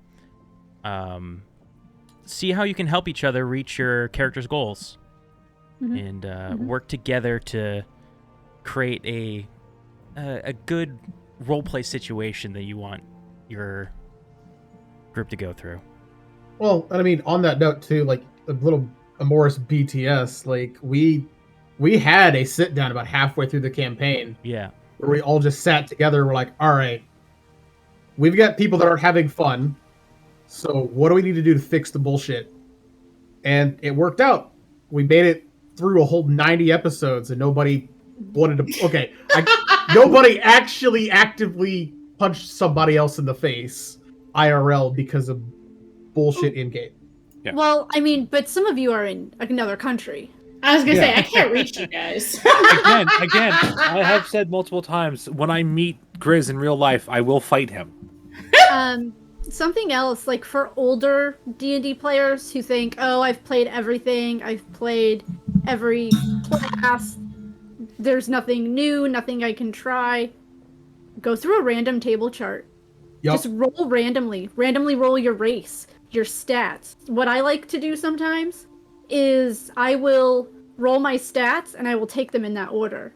And then I'll roll my my race and my class. And I don't really have to decide anything. And then with what that information I have, I make it work. I make it work for something that would be fun for me to play. And so there's always new ideas. There's always new. Yeah.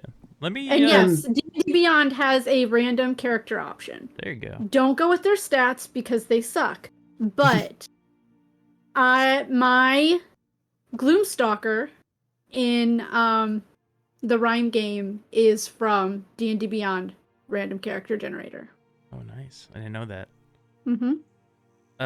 Equa, I guess let's shoot this over to you. But as a DM, any advice that you learned from Can 2 years of I say Emoris? something? Oh yeah. Oh, Yeah.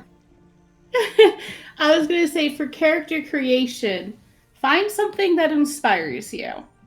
I wanted to make a pink-colored character, and so I was looking, and I was like, well, that makes sense for a tiefling. We can go with that.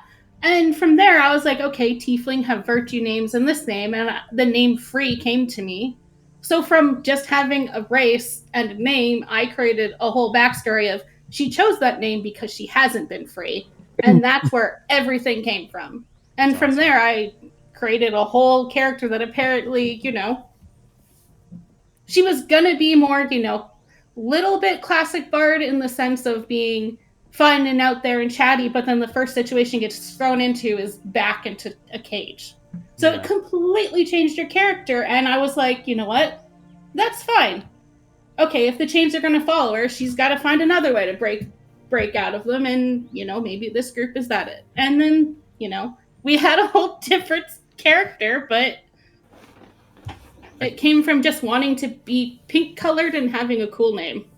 I think that's a good discussion point to come back to, is just like talk about some of our character creation ideas, how we got to our characters and stuff. Here's an idea.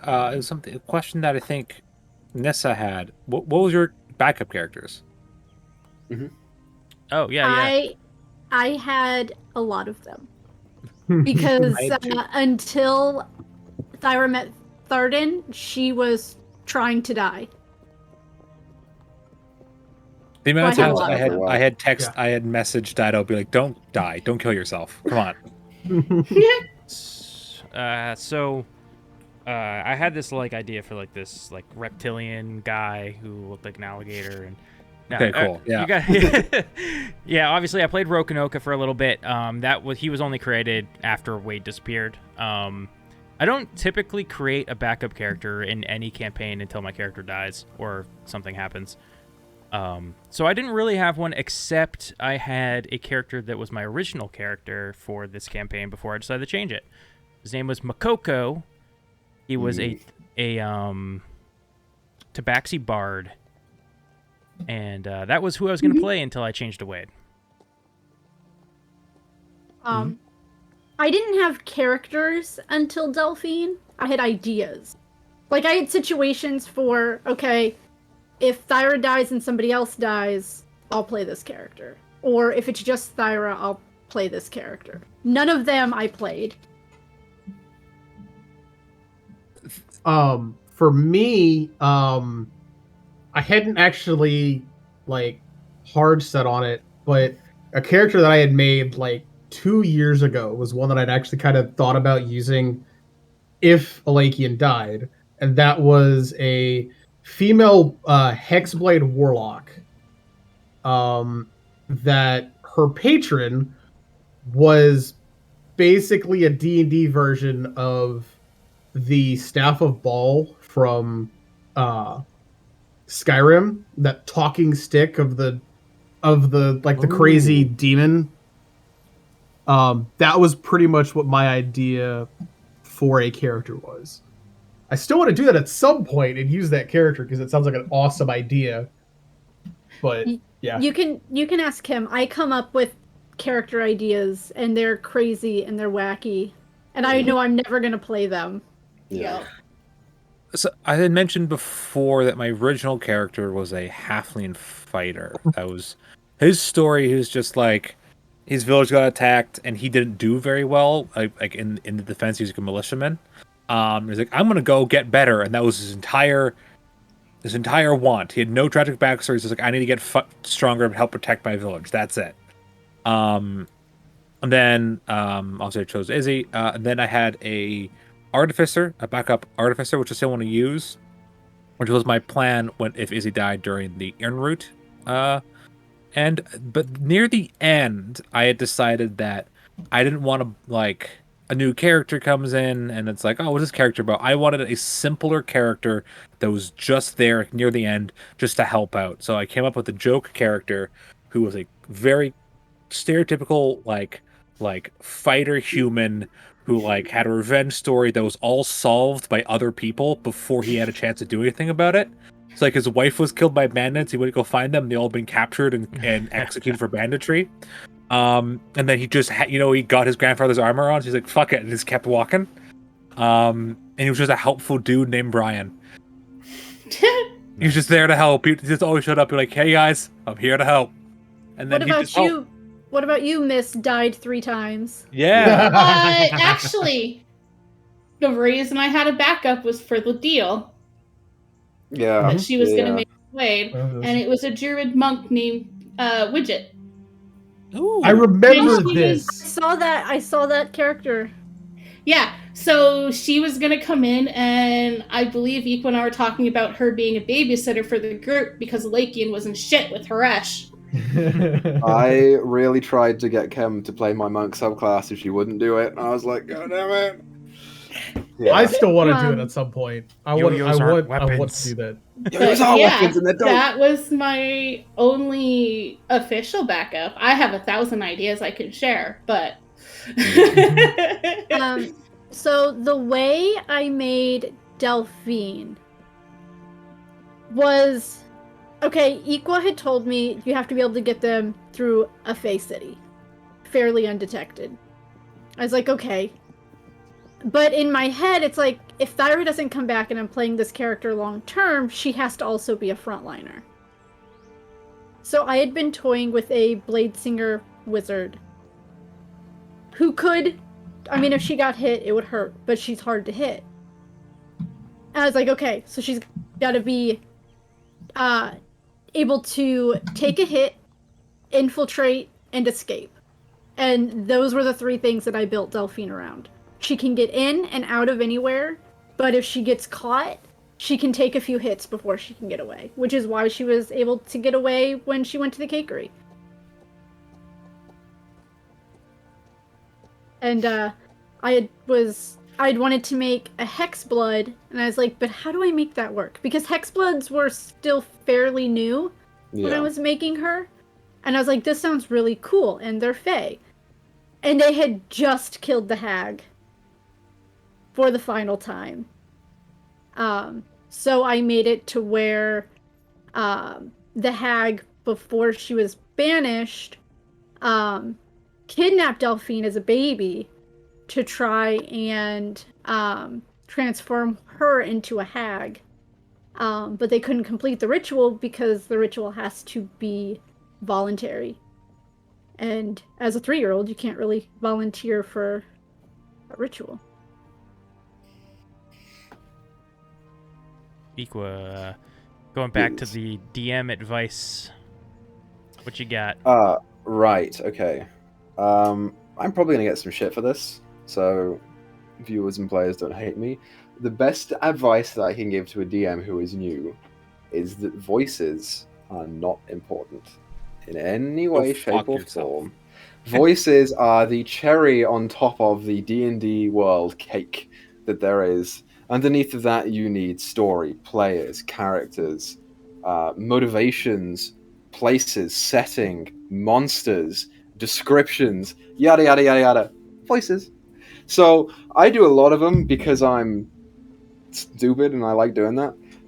That's like my thing. But if someone came up to me and said, you know, I'm about to run a campaign, I'm so scared because I can't be Matt Mercer and I can't do accents like Equa and I can't be Brennan Lee Mulligan or whatever, I'd say, don't worry about it.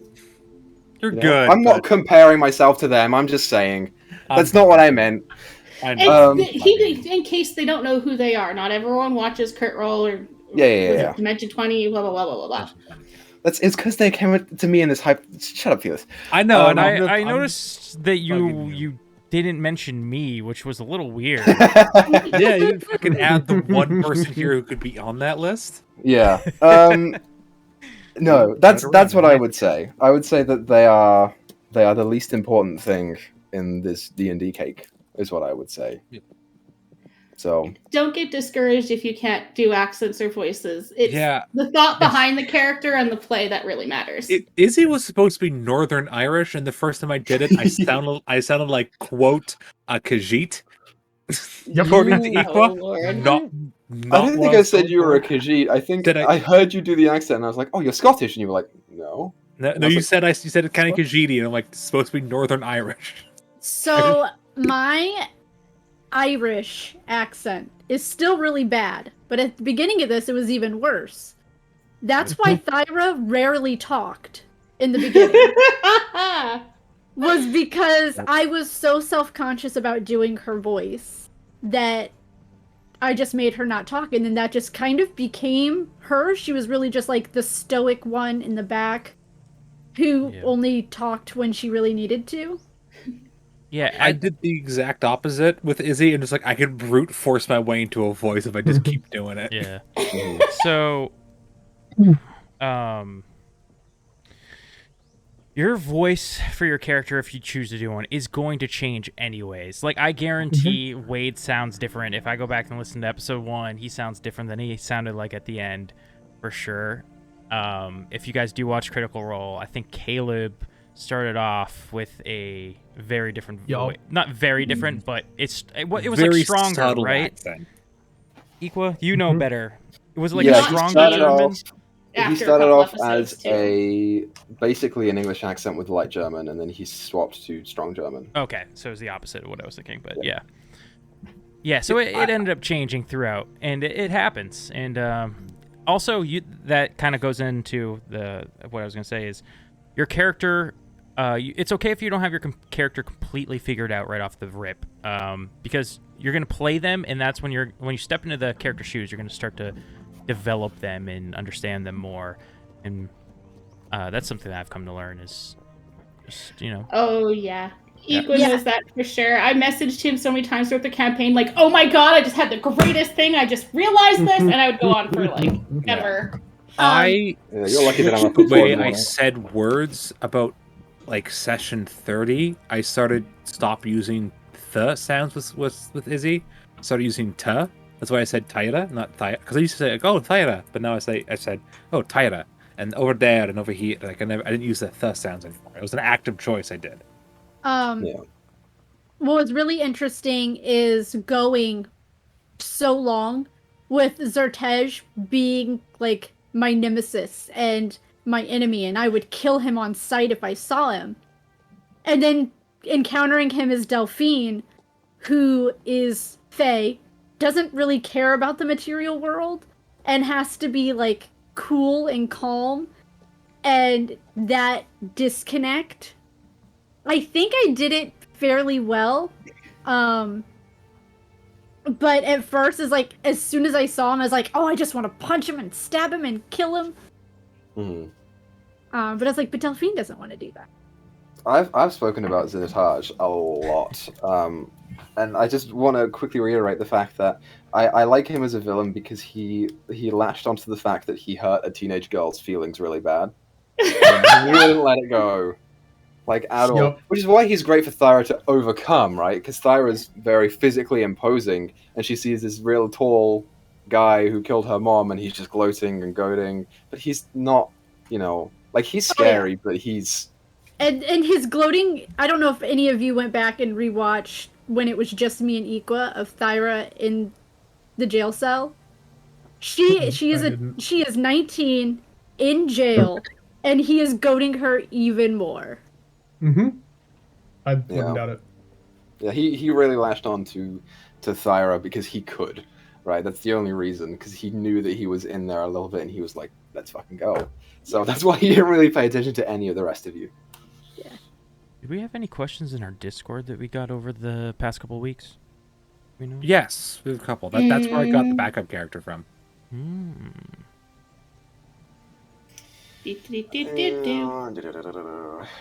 Oh, I have one. Mm-hmm. Have any of you thought of who's gonna inherit your Watcher weapon? Ooh. I think so. Or if you don't know who, how you'll determine who will get it. Right.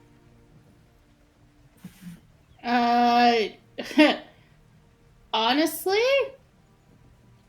considering she's going between 3 different places, she can either choose one of her children, or depending on the Sanctuary of Light, which is the name of the temple now, not the cakery. She could also, if the halfling seems to deserve it, she could pass it on there. There's, at least 2 places that she can draw from. Yeah. I don't know for sure, obviously, because we don't know any of the characters, that we would meet in our future necessarily. But I like to think that maybe one of his children, maybe Chuck and Water, or not Chuck and Water, that was his nickname. Chase and Water. Chase. Even I know the name of your kid, Griz. Chase and Water. He's going off to become a ranger. I'm very proud of him. So maybe I'll give it to him. If you didn't, Kev might. True. That's even better. Now I need to find somebody else to get my he was going to be a Horizon Walker like Kev because he hung out with Uncle Kev. Yeah. A lot. So now I need to find Oh my somebody else. god, that would leave, if they both gave it up, all 3 of the kids could have one. Yeah. There's too much power in one family. I don't like it. Right? I Turn mean, into it's fucking Star Wars. It's how that would make 4 blood relatives that are watchers. Yeah. Yeah. Ooh. There's a lot. Good. Izzy would, because she has the Order of the Burning Heart, and she would choose someone to lead the Order of the Burning Heart. She would essentially try to find a leader for the Order, have the first, second candidate, have the second candidate take over the Order, and then the first candidate be like, all right, you're becoming the Watcher because you're fucking better at it. And then, I'm not sure how long Parasite's lived, but she would also pass on the Parasite. And she would do that probably outside the Order. Mm-hmm. She would go and find someone and be like, all right. And yeah, because she just like, I can't have one person do what I did because that's bad. Because she had a fucking magical creature that could resurrect the dead whenever she wanted. Fucking order of a leader of master of an order of I think at that point near the end of her life would be a pretty important like holy order that like protected like a country from the Underdark essentially. And then a protector of the world. Be like, all right, let's spread that power out a little bit. It's not concentrated in one person like they did last time. Yeah. So that's what she would do. She would do something like that.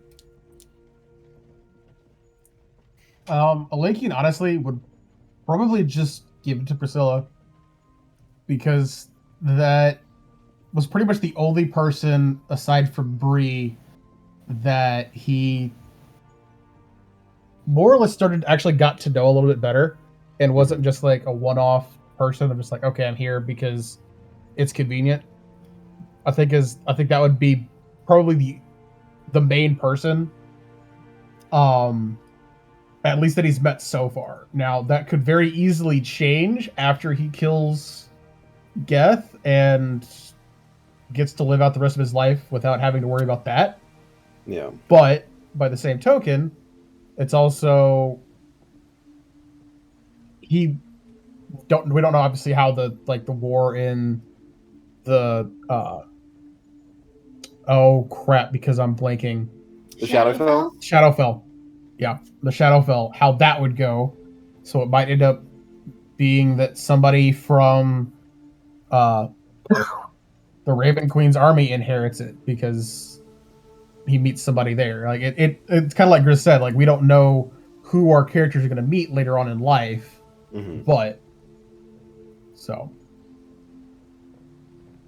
yeah,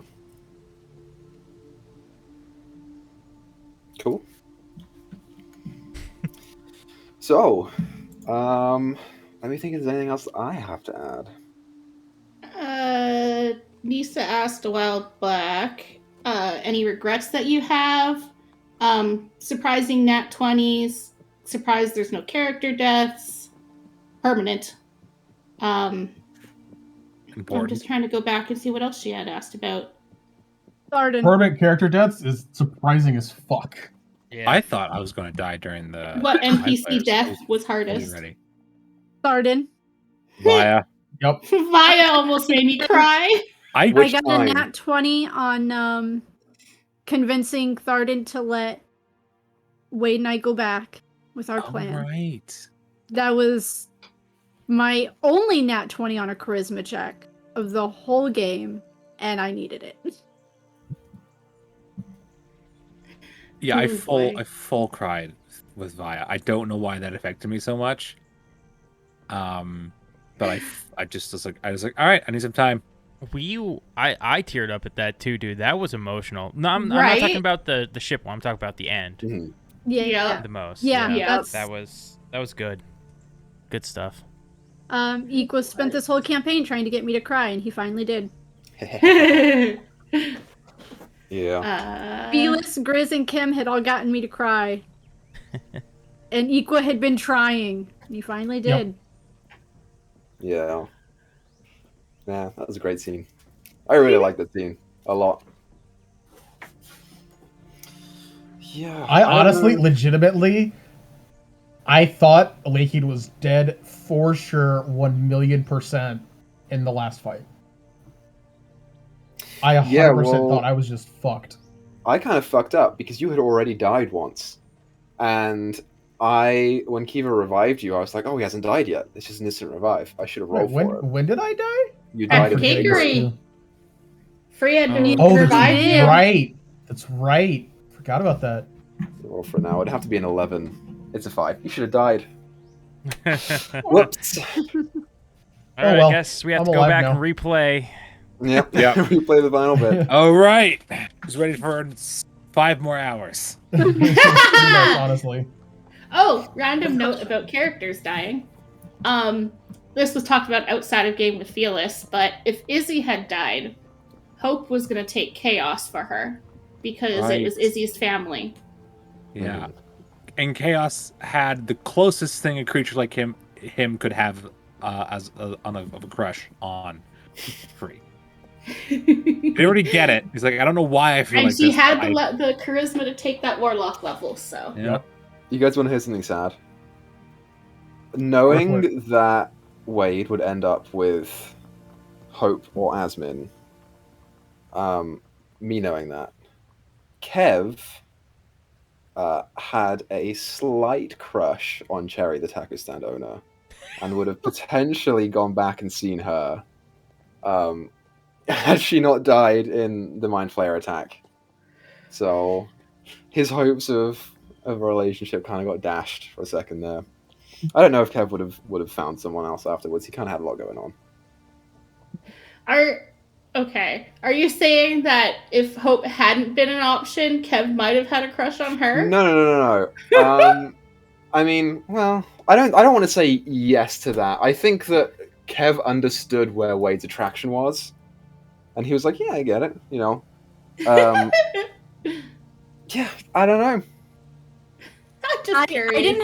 I didn't have a crush on Cherry, but I did have a crush on her tacos. Who didn't though? Come on. Hot dog, not taco. That woman had great tacos. Another reason Mazor is great. Hot dog, not taco. And how I played Thyra so oblivious to that. Oh, so good. So good. We are scrapping the merch, everybody. We're taking it down. We are now selling hot dogs, not tacos merch. You could do that. We should make that a shirt. That's a great idea. Definitely be a shirt. You could do I could do that. Hot dogs. I take either. Why not cheeseburgers? I can't I'm imagine married, but burgers. same Felis. We could 100% do that. That'd be super easy. It'd be super easy to do too. Oh, I can't believe I said that as Mazor. Yeah, We you need. did. Okay. That's And the within best your artist print to part. draw Mazor shrugging with that above his head. I got a question, Equa. I have a really bad memory, so we might have talked about this. I'm pretty sure I do vaguely remember Beggett and his daughter reuniting. Not in you guys, no. Okay. Not on screen, but Not they on were. camera. So He whatever knew where to happened find with that? her. They did eventually reunite. Beggett took them back to what the fuck was the name of the town in Crawd? So the daughter's name was Brilvia, and he took her back. And if you remember correctly, her boyfriend, whose name was Kieran, was taken by the Cakery, and he was in the cell next to the Dragonborn that Bree was getting out. And Bree may have taken them both back to Arash, and he may have not known that Brilvia was alive and turned to a life in the guild that Lakin resided in. Would I have met said person?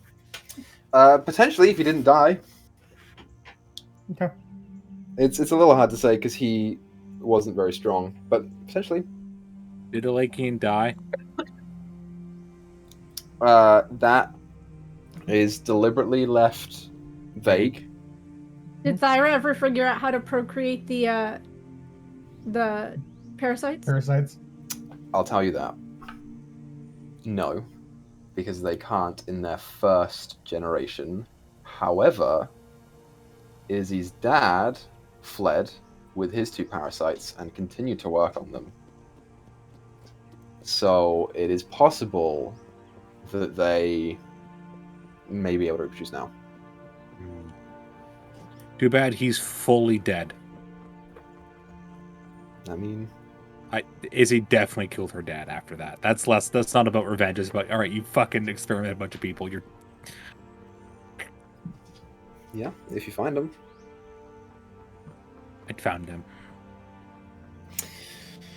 So, yeah. I do also want to briefly mention the whole thing with the hag and the parasite, which didn't get much explanation, but essentially the hag had been scrying on Isabel's father for a while. That's how she knew where he was, and was willing to offer you that information in the first encounter. And in doing so, she figured out what the parasites were for, and she figured with a little bit of magic and a little bit of reworking, she could get Chaos to rebuild her body. In which case, Izzy would have been rid of Chaos, could have found another one later, it would have been a different element, and your patron would have changed to an Archfey. And then, of course, Zephiva probably would have joined you in the final fight versus Kaimal. So, Well, I was happy to say no. I think most of us were happy with that. Yeah, I'm just decision. like, no, she sucks. She killed my friend. She killed my moral compass. oh, I completely forgot. On that note, for the viewers who want to know, Yvadi's White Nightmare is a spell that Asmin made that requires a token of your worst nightmare. For her, it was a gated scale, and it conjures an image or an illusion of that nightmare that goes rampant and kills people, and you have to make concentration checks to see if you can keep it under your control. And if you can't, then it attacks you instead. It's very cool. It's a very cool spell. That's dope.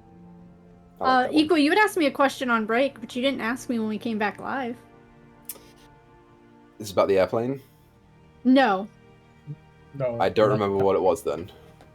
you had mentioned a certain someone from the tribe that kind of drifted off to the Oh. face of the earth. Oh, yes! Thank you for reminding me, because I completely forgot for the 6th time. Yes, so the last time that you saw Riley, Mm-hmm. you were still on pretty good terms, and there was still tension there. And then you just forgot about her. I didn't What the forget hell about her. happened? I left her in charge of my family. I didn't forget about her. So, yeah, I had originally wanted Thyra to end up with Riley, but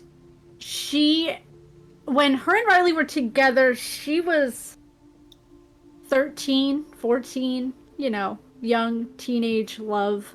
They don't really know what love is. But then she had met Free and felt a connection with Free that, again, she thought was love. Like, she knew Free was important and confused that with love.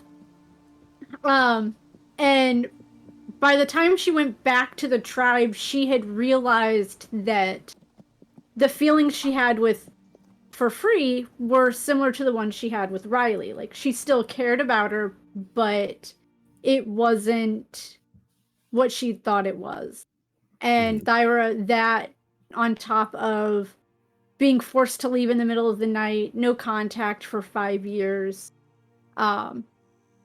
It just kind of melted into more of a friendship in the background than anything more. Especially at this point, Thyra was denying her feelings for Shawnee, because Thyra didn't want to feel them, with what she knew was coming ahead, and not thinking she would make it to the end.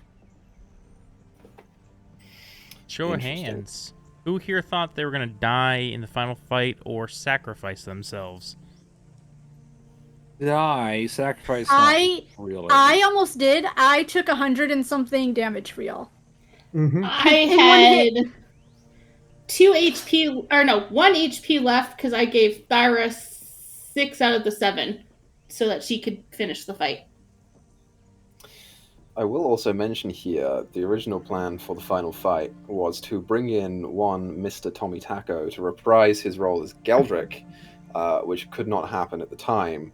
So instead, you got your NPCs a little earlier, which was good because it brought Lakin back from the dead, but... Yep.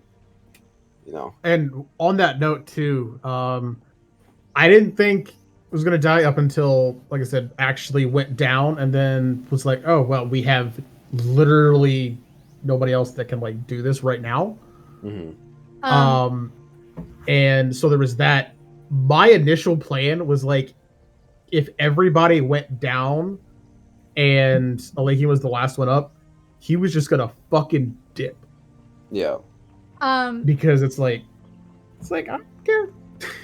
Actually, fighting Kaimel was probably the first fight that Thyra wasn't, like, trying to sacrifice herself or, like, trying to get herself killed unnecessarily.